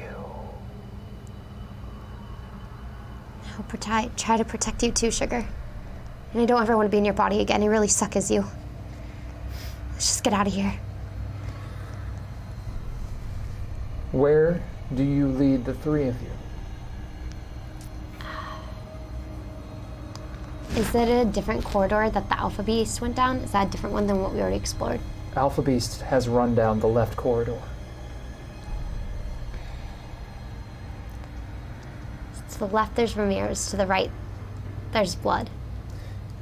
Well, to the right is both the blood and the Romeros. Okay. That was the distance and the location where Sugar originally warned you that there was the smell of blood. Okay. Down the left, you don't know what's down that corridor. Okay. DT is going to grab Sugar and have the others follow her, and we're going to follow the Alpha Beast down the left corridor. The three of you, your sister and the pilgrim, behind you, walk down this dark corridor as the lights continue to flash. The facility is eerily quiet. The red flash of the light quickly illuminates everything around you. The doors all seem to be open, but you don't see anyone else. Strange rooms filled with things that you've never seen before.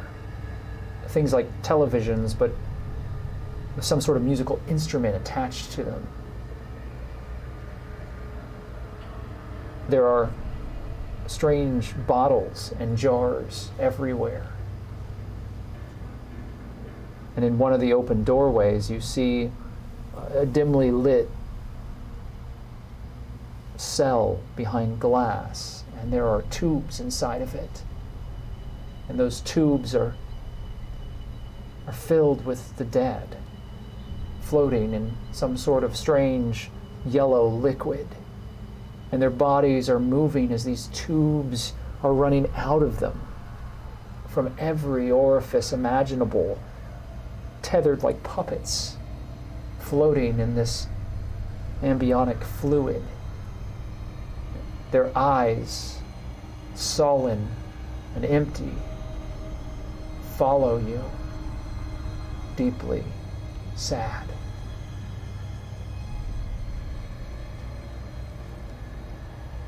DT's gonna stare at the glass for a minute. She's gonna say, I'm sorry. Then she wants to just look at Sugar and say, we can't trust Achira. Is this what she wanted for us? We can't trust anyone anymore. It's just me and you, okay? Just me and you, sister. Together. Forever.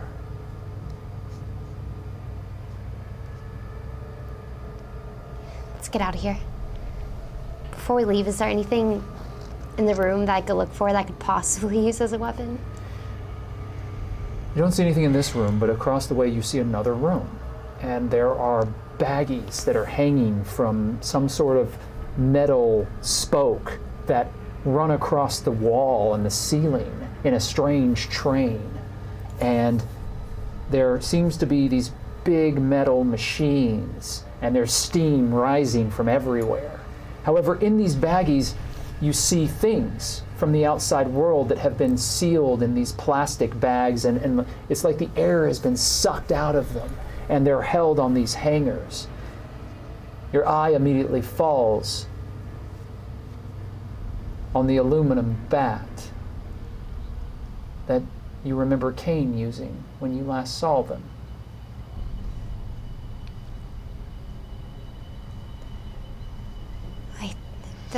That must mean Cain is still here. Sugar, we can trust Cain, I think. We might be able to find them.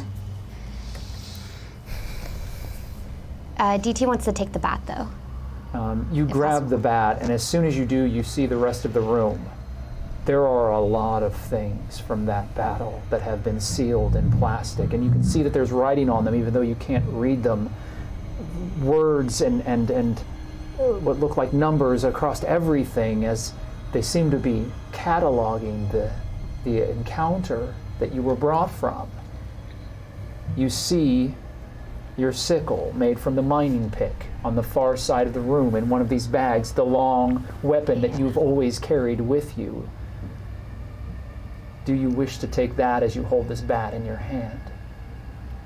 Yeah, DT sees the bat and just kind of sighs in relief, because it's the first thing she sees that she recognizes in a while. Thank God. She goes up and she wants to grab the sickle down. You grab the sickle, and do you find something to cut through the plastic with? Yes. As you get a knife, a scalpel, and you cut into it, you hear as your weapon is back in your hands as you peel it out. And as you do, you know your sister is on the far side of the room, and her back is turned to you. Sister. Yes? Can I keep it? Keep what? Sugar turns around, and she's holding another of these vacuum-sealed bags with a large, pink, bedazzled chainsaw.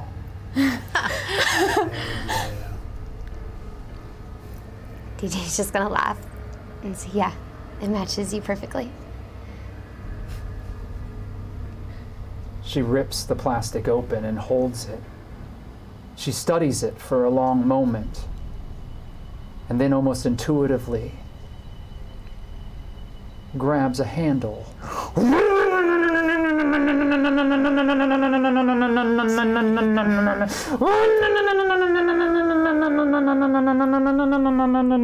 And you hear the pounding of this machine as the chain whips around. And Sugar turns, holding this chainsaw as it comes to life. Meanwhile, down the corridor, the three of you hear a number of things. The first thing that you hear is a growl. And the sound of tile shattering as something in the darkness begins coming towards you. Your night vision immediately reveals to you a green outline running across the ceiling towards you and the others. What do you want to do, Spectre 7? Okay, so now I'm in the corridor. I popped out in the corridor and I'm seeing that coming down. You're seeing that coming down. Your weaponry is held in the room behind you. All the doors seem to be open, so that room should be open as well. But you don't know if Delta Sigma's card is going to open that locker. You have a manual key that's somewhere within this facility, which one of these two should be able to guide you to an emergency locker that is mechanical, and you should be able to open that and retrieve weapons from that. However, currently all you have is a shock baton and a machete. So I'm going to. This is coming towards us, and the room. I'm grabbing a Delta. Is it Sigma? I'm going to grab Delta Sigma, and I'm going to pull her with me towards the room that I know has the weapons locker. You got to run now. Go. The small woman doesn't question you and turns and follows your orders as she starts charging down this corridor. And I'm running right behind with my baton out, looking over my shoulder to see if this thing is getting close enough. It is coming towards you very quickly. However, what are the two of you doing? Once you're still in the other room. So you were gathering these, you have a chair, and you have 2 vials, or 2 beakers that you're holding on to. And you hear this growl, and you see 7 shout this, and Sigma and 7 start running down the corridor away from you. So I can imagine that something is coming down the corridor. I can hear it. I'm going to get ready and try to see if it comes past the jamb of the door to try to splash this on it. It's probably a stupid move. What about Coates? Coates says out loud, diseased nature oftentimes breaks forth in strange eruptions. Okay, faster. And actually is going to grab Epsilon to hide. You hide behind it. I fight. No, to like. I pull try back. to fight you, to but I pull am behind the door. I am very weak. In fact, weaker than you, I'd say. And so you pull me very easily. You pull the young man back, and the two of you are on the other side of the door jamb, and you're holding these 2 vials, and for a moment it feels like you're going to drop them because you're so surprised. However, you maintain grip of them as a tiny drop falls onto the tile next to your shoe and just starts sizzling as you hear something in the other room charge past the open door. It is better to be behind. To do a great right, you must I'm going to make a walk. spot listen check. And I have 4 degrees of success. The creature on the ceiling stops and turns, dropping down to the ground.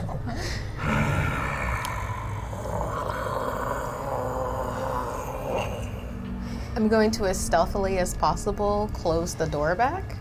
I don't think we can. It's opened, but if you wish to try it, you're Well, either we're behind the door right So now. here are your options to try to close the door. You could try to manually do it, which would take a great deal of strength. You could try to override the digital system and perhaps get it to close on its own.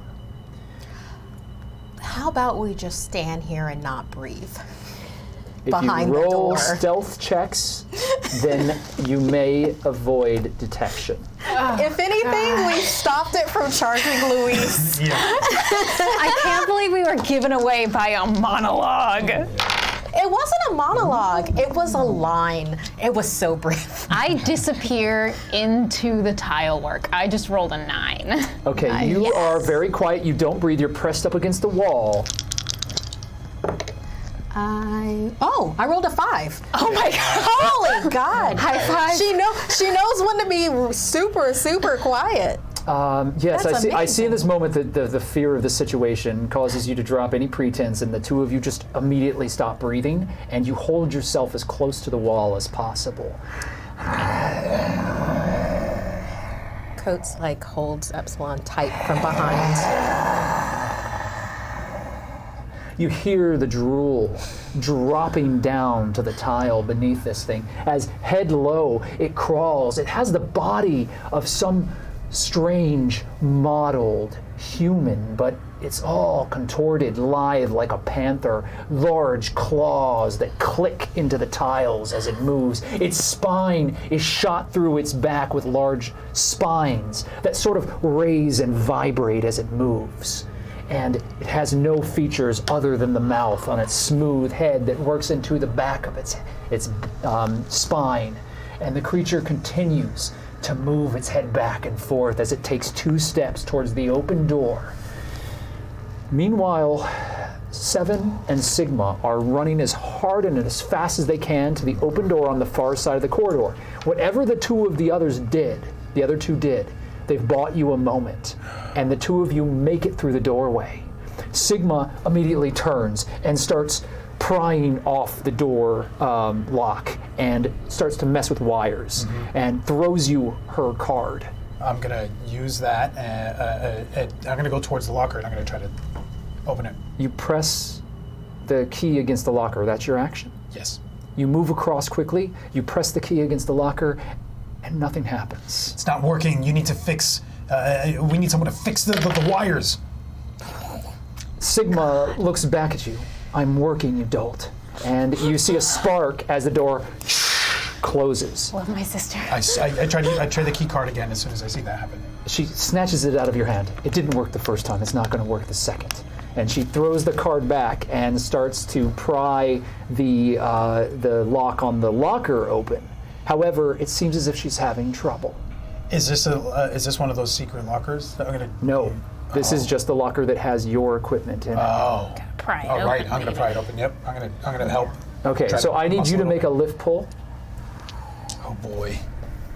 That's going to determine whether or not you're I feel like capable. you're pretty good at lift pull. It actually. So a failure here doesn't mean you don't open it, Okay. because it is a small digital lock. I think there's more competency points in there. I can check for you, but I don't know how much it's going to Yeah. help you given your role. That's only 1 degree of failure, and there's 2 in there, and I'll take them to make it 1 success. 1 degree of success. Yeah, You Isn't- halfway pry it open it's 1. when you realize that if you pull this open any faster, you might do more damage than good. And you feel Sigma grab your hand before you go any further. I stop. With that 1 degree of success, you've prevented yourself from destroying the lock. All right. I think I might be able to hack it from here, but it's going to take me some time. Do we keep doing this? What about the others? Epsilon and Coates are still out there. Well, we're not going to be able to help them if we don't have proper weapons. And that thing that started chasing us, I saw that. You're a trained Spectre. You can't punch it. Precisely because I'm a trained Spectre, I know what it's going to take that thing down. I saw it kill my... You're the Another strangest Spectre I've ever met. And Sigma kind of leans down and starts beep, beep, beep, beep, beep, beep, beep, starts hitting buttons and trying to like peer in where the hole that you've made and watching the wires on the inside. She seems to be working. What do Great. you want to do while you're standing there? I'm going to kind of keep watch. Okay. I'm going to go by the door and listen to see if I have a sense of any of the others out there, especially the creature, and I'm going to have my baton at the ready. DT. You're moving down the corridor to the left now, Yeah. as your sister is wielding an active chainsaw behind you. You have your scythe in your hand and a bat. And as the 2 of you step into the corridor, the lights are flashing red back and forth.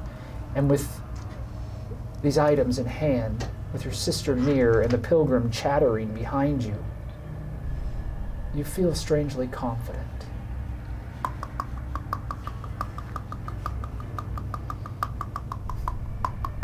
What would you like to do? Can we see if there's any doors ahead of us or any other turns we can make? There are multiple turns. There seems to be a T-junction ahead of you. There are multiple doors open, but as you pass by them, they seem like more research facilities Okay. filled with things that either you don't recognize or you would rather not recognize. We're gonna continue down until we get to that T section, so we can make up our mind. All right, you make your way down to the T, and to your left, you hear the growls of the Alpha Beast further down the corridor.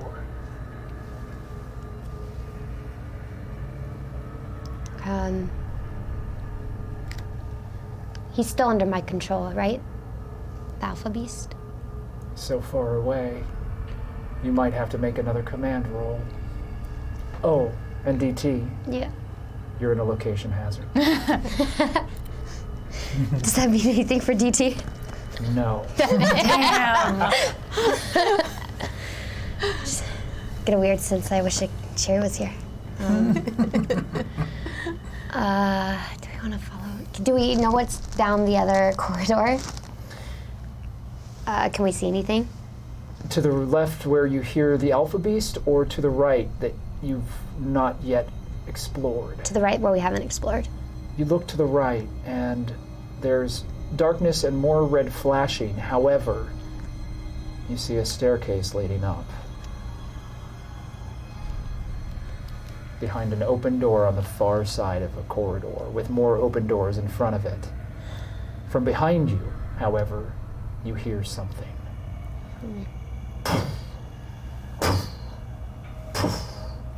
The vibrations of the floor as something pulls itself closer and closer to you. Sugar looks to you. It's Clancy. Thank God. At least it's Clancy. We don't want anyone else. And you hear his enormous, meaty hands dropping onto the tiled floor and breaking it as he pulls himself across it, dragging himself towards you, but he's very, very slow. Do all of you move without him and without the Alpha Beast for now to explore the corridor to your right? Or do you follow the Alpha Beast to your left? You hear yelling. Oh no. We're probably better all together. So we'll go follow the Alpha Beast. Down the left. You start to turn down the left when all of a sudden a gunshot rings out and the pilgrim drops as his chest is riddled with bullets. Automatic gunfire. Falls backwards and then down to the ground. As black bile starts to shoot out of his mouth and his wounds. Something about that gunfire isn't normal. You see the white armor and the skull face of the individual standing in front of you. It's one of the specters. Though you can't read the number on his chest. It says 14.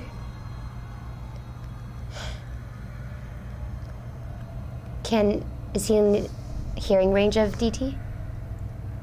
He's down the corridor about 30 feet. You can see lasers that track across the body of the pilgrim and then start to move towards Sugar.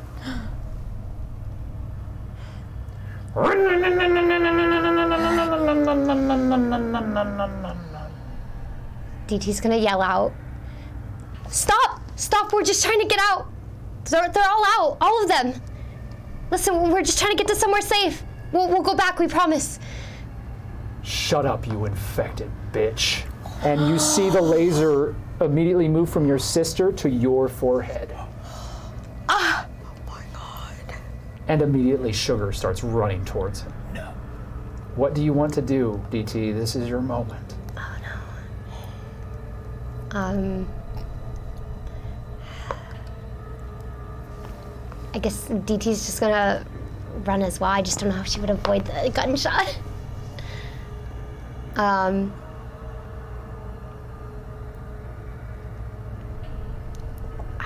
Okay.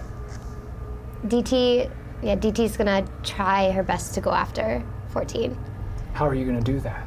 You have your weapon in your hand, but by the time you or your sister get there, he's most likely going to fire upon you. You think your sister might distract him for a moment. She's running towards him with a chainsaw, but you don't know how much time that's going to buy you.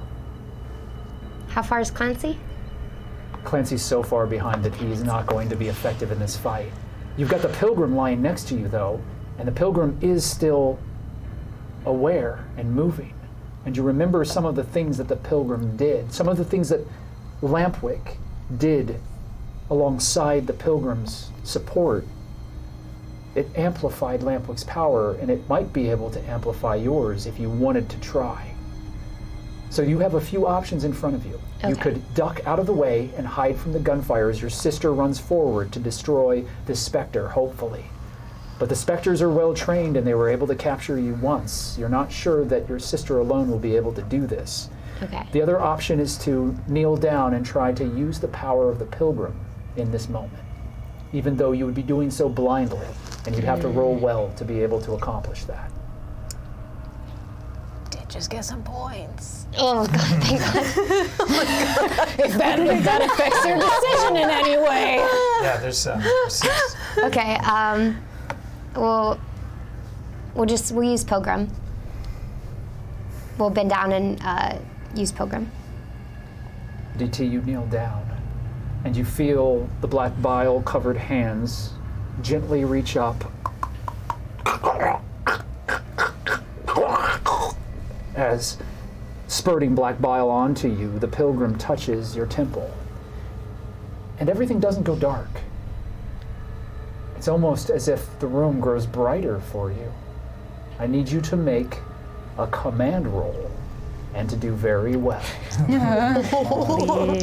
Please. Did you get dice of improvement? 37. You have 2 white dice of improvement that you can roll as well. So that will deduct from your total, and any roll of a hunter's H is going to explode.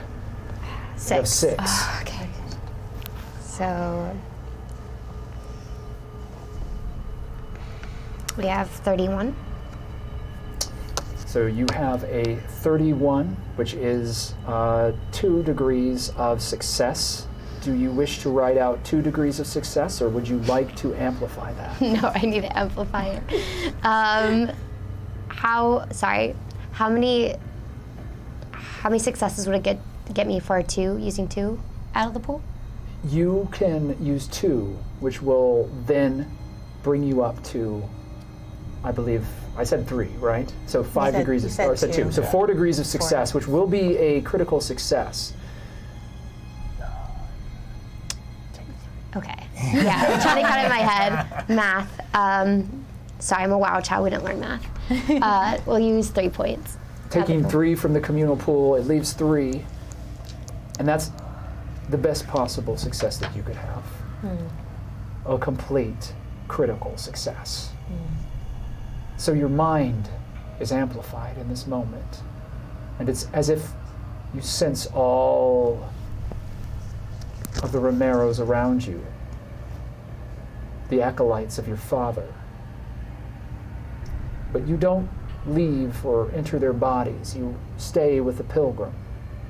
And you feel the Pilgrim's power as the Pilgrim slowly rises up, hands still on your forehead, you still kneeling like a priest giving sacrament to a worshiper.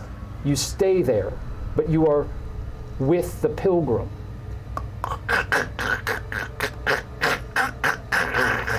Staring at Spectre 14.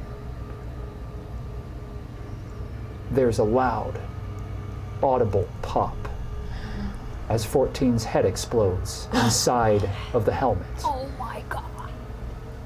And blood spurts out of the open, broken seals on the helmet. The Spectre drops to his knees and then hits the ground. The helmet rolls off, and there is no head left behind. Only a spray of bone and brain matter. DT. You did that, DT. Not the Pilgrim. You did that. DT's just gonna look at him and stare. Just really cold right now. Say, who's the infected one now, bitch?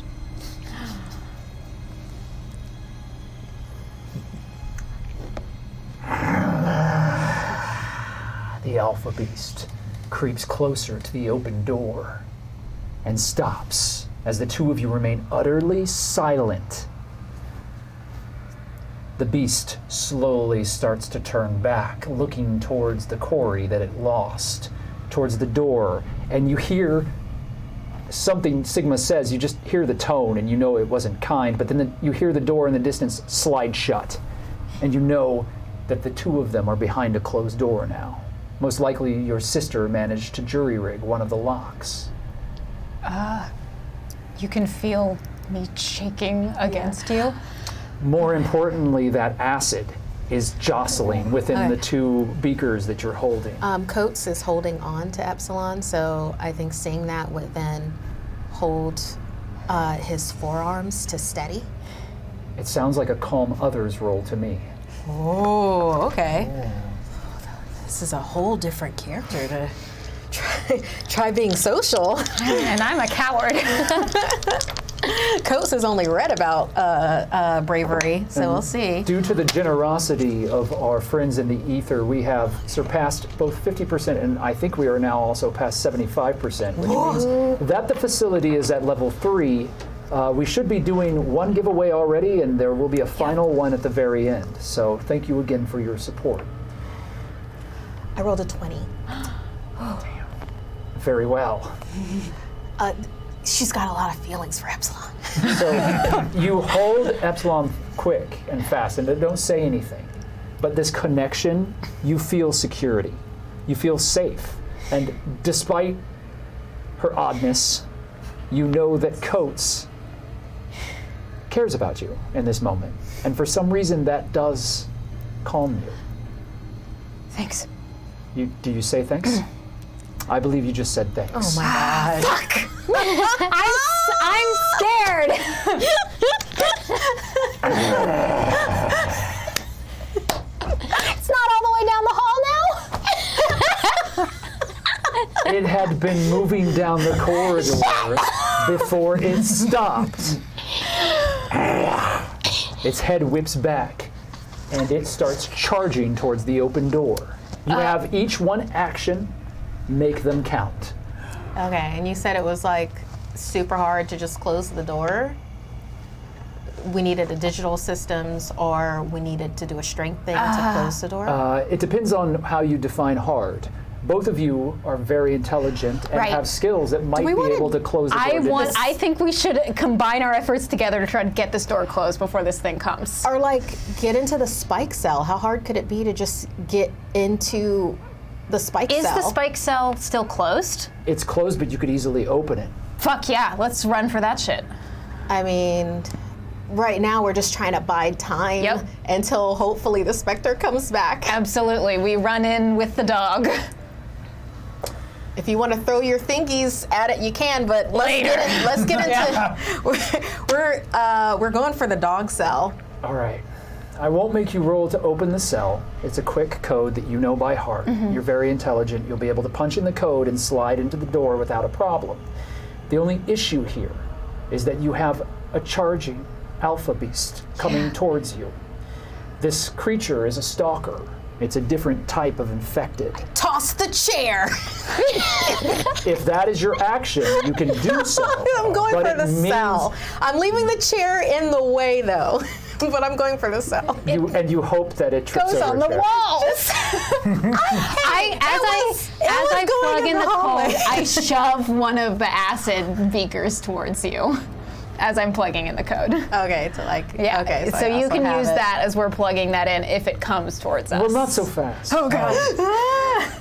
Because for you to make it to the punch code for the door, I'm going to need to know that both of you are fast enough to do that. That's about right. So I think it's an endurance run. Aw, endurance. I got a 10 in endurance. Or if you choose to be haphazard about it, you may roll a jump leap.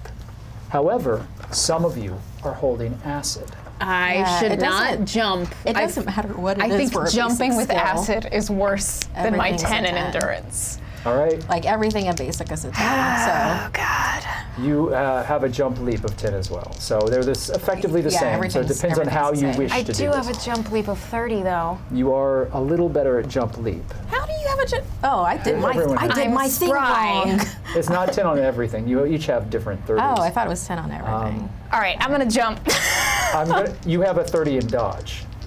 Yeah. You don't have a 30 in dodge. No. You have a 30 Yeah. in dodge, Coates. Can I have a 30 in stealth You, instead? I believe you already had a 30. Oh, I wrote that. It's fine. wrong. Everything's fine. What did you get on your roll for your endurance? I got a 75, so that's 4 degrees of failure. Yeah, 4 degrees of failure. So that's a catastrophic failure. I would like to use some points to make that not a catastrophic There are 4 failure. communal points. You could make this a wash. And do you have any points of your own remaining? I still have 2 points of my own. So you can make it 2 degrees of That's success, still leaving 3 degrees nothing of for failure. Coates, who has 3 degrees? degrees of failure. I am going to use 2 from the pool and 2 of my own to make it a wash. Oh God, you know what? This makes sense. All right? And so with that, there are 2 remaining in the pool, but you have 3 degrees of failure. I do. So I will use 2. Let me help you out here. Spending competency points at this moment will not bring you out of a failure, which means that it's not going to help.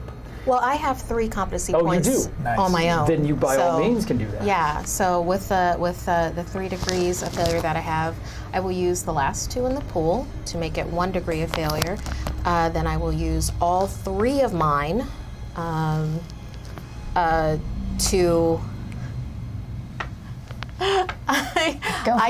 I don't have your moves with like the jump leap and everything. I don't have that either, apparently. So literally, I'm just gonna stay behind the door and stealth. Shit. Okay, so that's you gonna be. duck- I'm using my 3 competency points in there too, so 5 competency So points you duck altogether. back. Yeah, To you duck back. Do I have one of the flasks while I'm ducking back? I will allow you to have passed it while you were moving, if that's yeah, what you want. Yeah, I gave you Okay. one. Okay, so you have a flask of acid and nothing else in this room other than beakers and test tubes and nope. microscopes. And you, Epsilon, run forward and you manage to open the door Yep. and you slide in with the dog, who barks at you fiercely behind the cage. Uh-huh. And as you watch from the glass on the other side, you see this enormous beast ram into the glass and then lands on the ground and you lose sight of it. Fuck. You, however, from the other side of the door, see it hit the glass and then start moving back. It's low to the ground, and you watch as its mottled skin becomes even darker and it shifts into the shadows as it crawls underneath one of the tables. And it's moving its head around. I think we're able to like. Yeah, I You see each other. you Yeah, still. yeah. Your eyes in the flashing red light, you're each connected. You can see each other from Yeah. the distance. She would, looking straight at Epsilon, put a hand up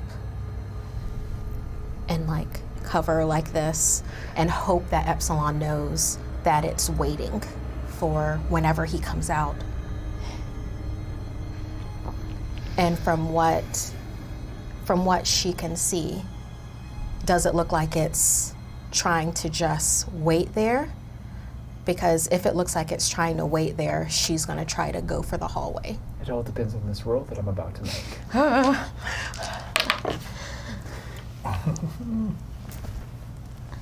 A critical failure.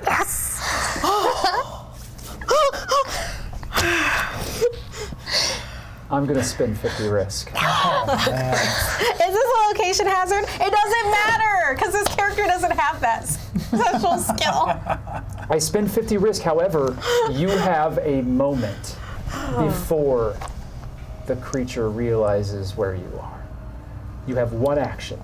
So do you wish to run out into the hallway or do something else? I'll let you think about that. Meanwhile, 7, you're inside the closed room with Sigma. Sigma is continuing to work. You don't hear the beast anymore. Everything is quiet. Off in the far distance, you hear the dog barking. Nothing else. The beast is gone. I'm gonna do I'd like to maybe do a spot listen to see if I can get a sense of. Here's the thing. If 7 believes that the coast is clear and is seeing that Delta Sigma is struggling to get this locker open, then 7 is going to leave to try to find the locker that is key. Make a spot listen check for me. I think I want to fail. No, wait, no, I don't know. I don't know. I don't think you ever I don't want to fail. No, I want to. No. Oh, 17. That is actually 5 degrees of success, which is extremely critical. You, first of all, you know that it's clear for the moment. You think that the beast, listening right now, is still active, but you think it's in the same lab with the others. And you've not heard screaming yet, which means that they have to still be alive. So you figure that out right away. You don't know how much time they have. Sigma, how do you have that yet? It's clear that Sigma doesn't have that, and there's no way that that lock is going to be open in the time that it's going to take for that thing to probably kill the other 2. Now, you know that that thing is in there with them, but you haven't heard them yell yet, which means that they have to still be alive, hiding or something. Right. You know that you can open the door, you know that everything else sounds like it's perfectly clear, and as an addition, because of your extreme success, you see a facility map on the left, and you see 4 yellow triangles, which denote emergency lockers. One of them is further down the corridor you came down, past that entrance. I'm gonna go for it. I need it. This might be the only opportunity. If this creature isn't focused on hunting us, then it's the only chance. It's just a matter of time before it kills them, and then it's going to come after us. So I'm going to open the door, and I'm going to run. I'm just going to book it into that next room where that triangle is. You can make a dodge check. Wow, I'm rolling good. That's, I believe, 3. Yeah, 3 degrees of success. Do you wish to just ride on those 3? Do you have your own competency or competency in the communal point that you'd like to use? Mine are all spent. How many are in there? None. None. Nothing. No. You've used them all. So I've got these 3. Thirsty. That's it. That's all I can do. 3 degrees successes. of success is still success. And as you open the door and start running, you don't wait. You just start running, and you know that to stop or to look back would be death. You're charging forward, but you hear the sound of 2 things drop from the ceiling behind you. Behind me. 2 of them. I'm running. I'm still running. I'm just going to run And faster. you hear the clatter of their claws as they start climbing up the wall onto the ceiling and start running after you. I got to get there first. And you run past the doorway. And immediately, the Alpha Beast turns to look out that open door. What do you do, Coates? Well, when I was hiding behind the door, does that mean it sees me? You don't know. That's a whole lot of noise that's going on in the hallway, so I think Coast is just gonna hunker down. You stay there as the Alpha Beast leaps past you and out into the hallway. As it leaps out, you just see Epsilon like... The dog's cage has fallen over and broken open as the small gray dog is now free. and is barking at you, just standing there, yipping loudly, growling and sort of repositioning itself. Do you open the door as Coates is on the other side of the room? Or do you keep it closed? Is the comm still letting the sound of the dog Yes. go out into the... So it's not like if I open this door, the dog sound is going to erupt The dog from sound the- is already out there. Okay. Stay. Let the dog free. let the noisy dog run. And true, actually. I open the door as quietly as I can for Immediately, the scrappy dog runs past you and out into the hallway, chasing after the alpha beast, barking fiercely. Runs past you as well. out that dog goes. Get in here. Yeah, then like shaking and just like looking around. Then yeah, Coates is gonna go into the. And you close the door and it locks. 7 is running DT. You can go towards the steps, or you can go back past 14 to the sound of the commotion behind you. Which would you like to do? Clancy has made his way up to you, and Sugar is holding on to this active chainsaw. The dead body of 14 lies sprawled out ahead of you, and you hear the fuzz of a radio from the helmet. Before I go, is there anything I can hear on the radio? Is there anyone calling out? Any information I can hear? You've not heard anything. Oh man. I just don't know where those stairs go. I don't think DT wants to deal with any more commotion or any more people. So she's gonna take Clancy and Sugar and the Pilgrim and just gonna lead them towards the stairs in hopes that's a way out. You and the acolytes start to leave. Pilgrim is wounded very badly. You think that he might heal, but with him and Clancy in their current state, also Sugar, wounded but still soldiering forward, your little collective is moving quite slowly. You're making it past these open doors, and you see more of the experiments in each of these rooms. Hideous things that are being done to the dead, as they're being dismembered and held within separate jars, dissected and destroyed.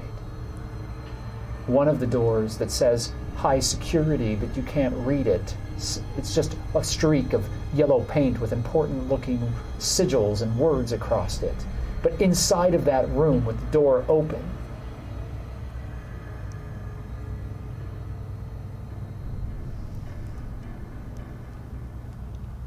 you see something.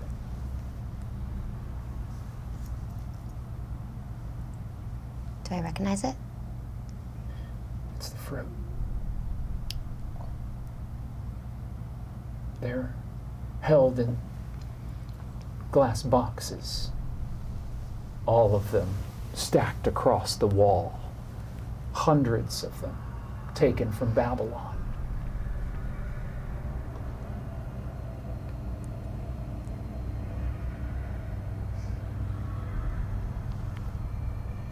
Is it any use to me right now?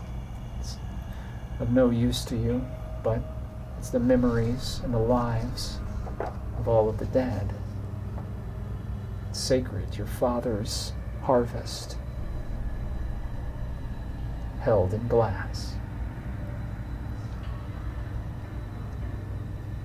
DT is just going to take a moment to look at it. But she knows right now it's all gone, and she'll probably never see any of them again. So she's just going to continue moving forward. As you do, the pilgrim turns and holds a hand out.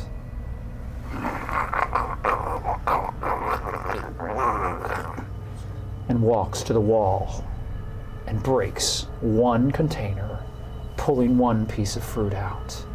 It's darker than the others, almost black, then looks to you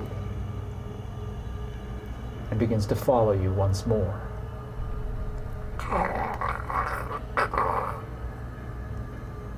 Sugar looks to you He's taken that for you. It's yours. What does he want me to do with it, Sugar? What does it matter now? When the time comes, sister, he wants you to eat it. Let's just hope that time doesn't come, okay? We're gonna get out of here. Don't you understand? Their father's memories.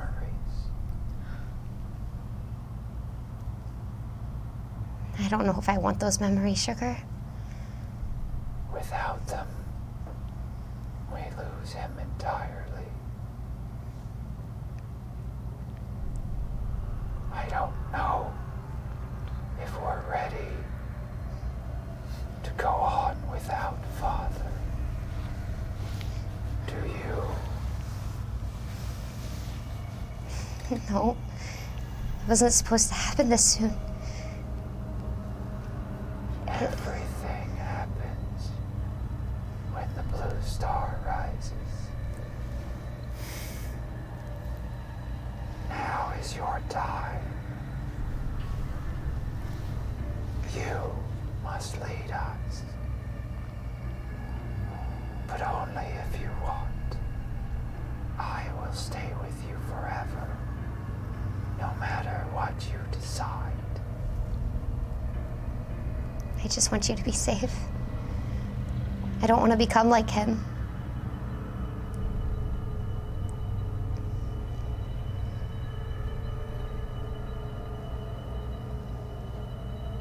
Let's just get out of here and we can worry about it later, okay? You and the others start moving towards the stairs. The acolytes follow you. They obey your every command. And they pull themselves up the staircase. There's a series of decontamination rooms, but all of them are open. Someone has led you here. Someone has made it possible for you to escape this place that should be impossible to escape from. Someone has opened the doors, but one remains closed. Large, imposing, double doors. They stand before you. There are specter armors hanging on the wall here. You see the skulls and the white armor. Then you see black armor and green armor and other colors that the specters wear depending on the season, so that they may better camouflage themselves. All of this hangs there. There are some batons and other weapons, but there are also large, strange things that you've never seen before. Though you don't recognize them, they're drones. Flying camera platforms. There are more of those strange televisions across a number of tables here. And letters painted in red across those double doors. You don't know what those words say, but you know it's a warning of some sort. None of the devices that seem to be here are working, and none of the cameras or the sprays of hot foam or steam that would disinfect the others as they entered seem to be working. None of it. It's all been shut down, and only the red flashing lights seem to be active. You see a panel to one side. There's no way that you would ever be able to force this door open. What do you want to do?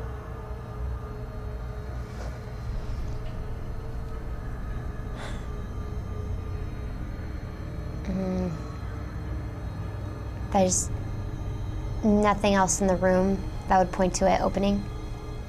What does the door look like? Does it look like it's sealed shut? Is there anything I can pull on? It's so large. There are handles here, but as you pull on it, it doesn't even budge. The door is almost 10 feet tall, made out of heavy steel. It's jagged like teeth of a wheel or a cog that interlace each other together. Some sort of defensive military door. And you pull on it and nothing happens. I want to turn to Sugar and just ask her if she can sense anything. Is there anything in there? Can you tell what it is? She holds her hand up to the door, then leans her ear next to it. It's outside. It leads home.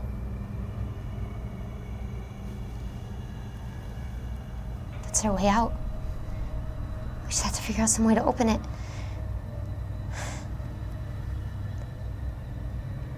I wonder if we can get the place running, but I don't know where that would be. We're running out of options, Sugar.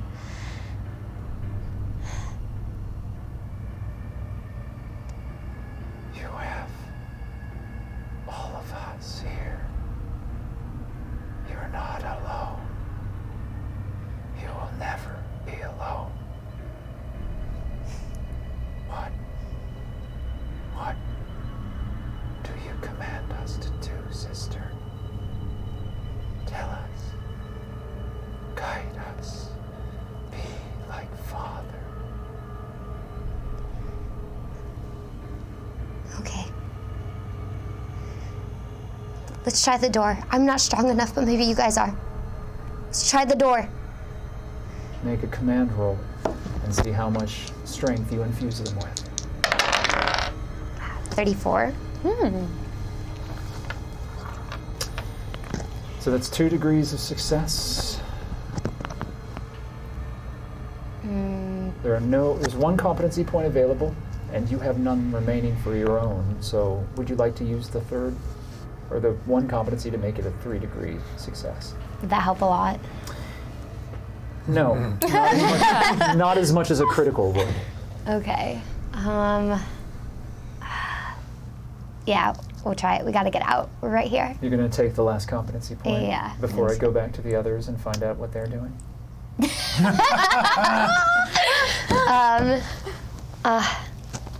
Yeah, I don't know them. Yeah. So you Take take it. the spirit of the That's game. the spirit. Alive with DT you. just pulled a Mariah Carey. I don't know her.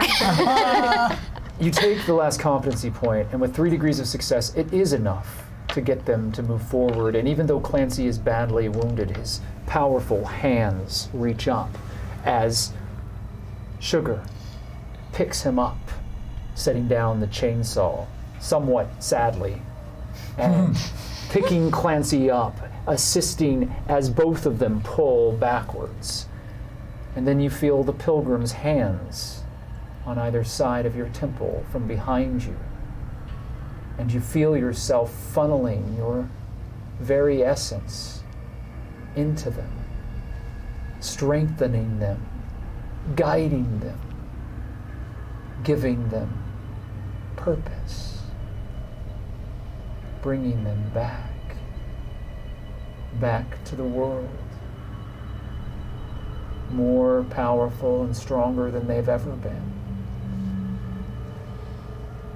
And as this happens, DT, you feel something alive inside of you turn slowly. And the door opens.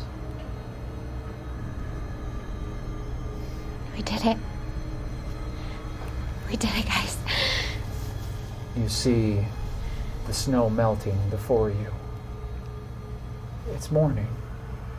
The light is raising up. You and your father's acolytes enter back into the wild world. And this, DT, is where your story begins. Unfortunately, there are other stories that will end tonight. 7, you're running, and you slide in front of the locker. You have the key around your neck. What do you do? I'm going to try to open that locker as fast as possible. I'd like for you to make a spot listen check, please. 2 degrees of success. Oh, yeah, 2. You press the key into the lock and turn it, just as 2 of the creatures leap onto you. One of them has rolled a 1, which is 5 degrees of success, and the other one slides past you, and you see it scrape across the white tile, as with 5 degrees of success, you feel your helmeted head pulled from your body. And the last thing you see is your dismembered head is thrown across the floor as he opens weapon locker full of grenades and automatic weapons. Sigma 7 is dead. Hiding behind glass in the same cell that the dog was behind. The 2 of you are quiet in the dark as the red light continues to flash.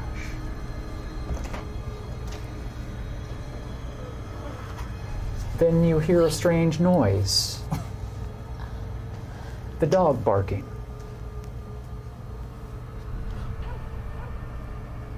It's close by. It's back in the room. Oh no. Do you look?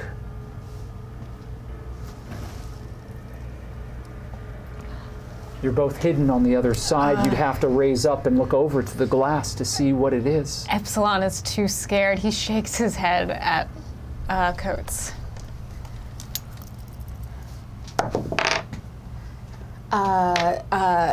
Coates takes the note and does not look. Both of you, terrified, remain utterly silent and still. You hear the dog barking, but the dog isn't on the ground. Someone's carrying the dog. And then from the glass,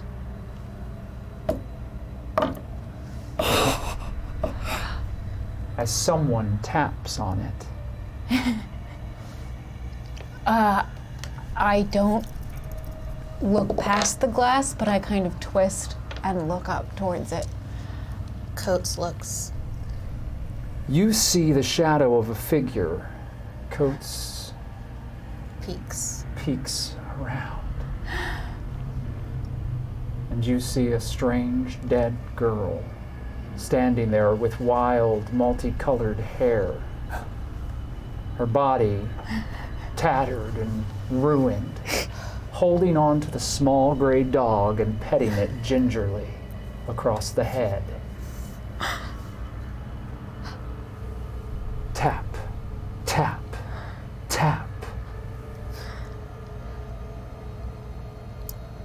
Have you seen the blue star? And then you hear doot, doot, doot, doot, and you realize what's happening. This dead thing has just set the room to incinerate. I try to Beep, beep, Epsilon, beep, I've beep. know that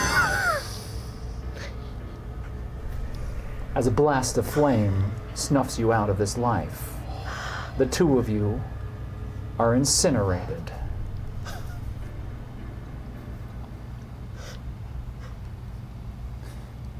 Somewhere out there in the Pin region, an old broken semi-truck sits by the side of the road. Its door is open. It's ragged, beaten. It won't be going anywhere ever again. It's been modified, and on the side, there's the painting of a blue bird. That door is open now, and the radio comes to life. As to no one at all, this is heard. Here it is, old friends and new.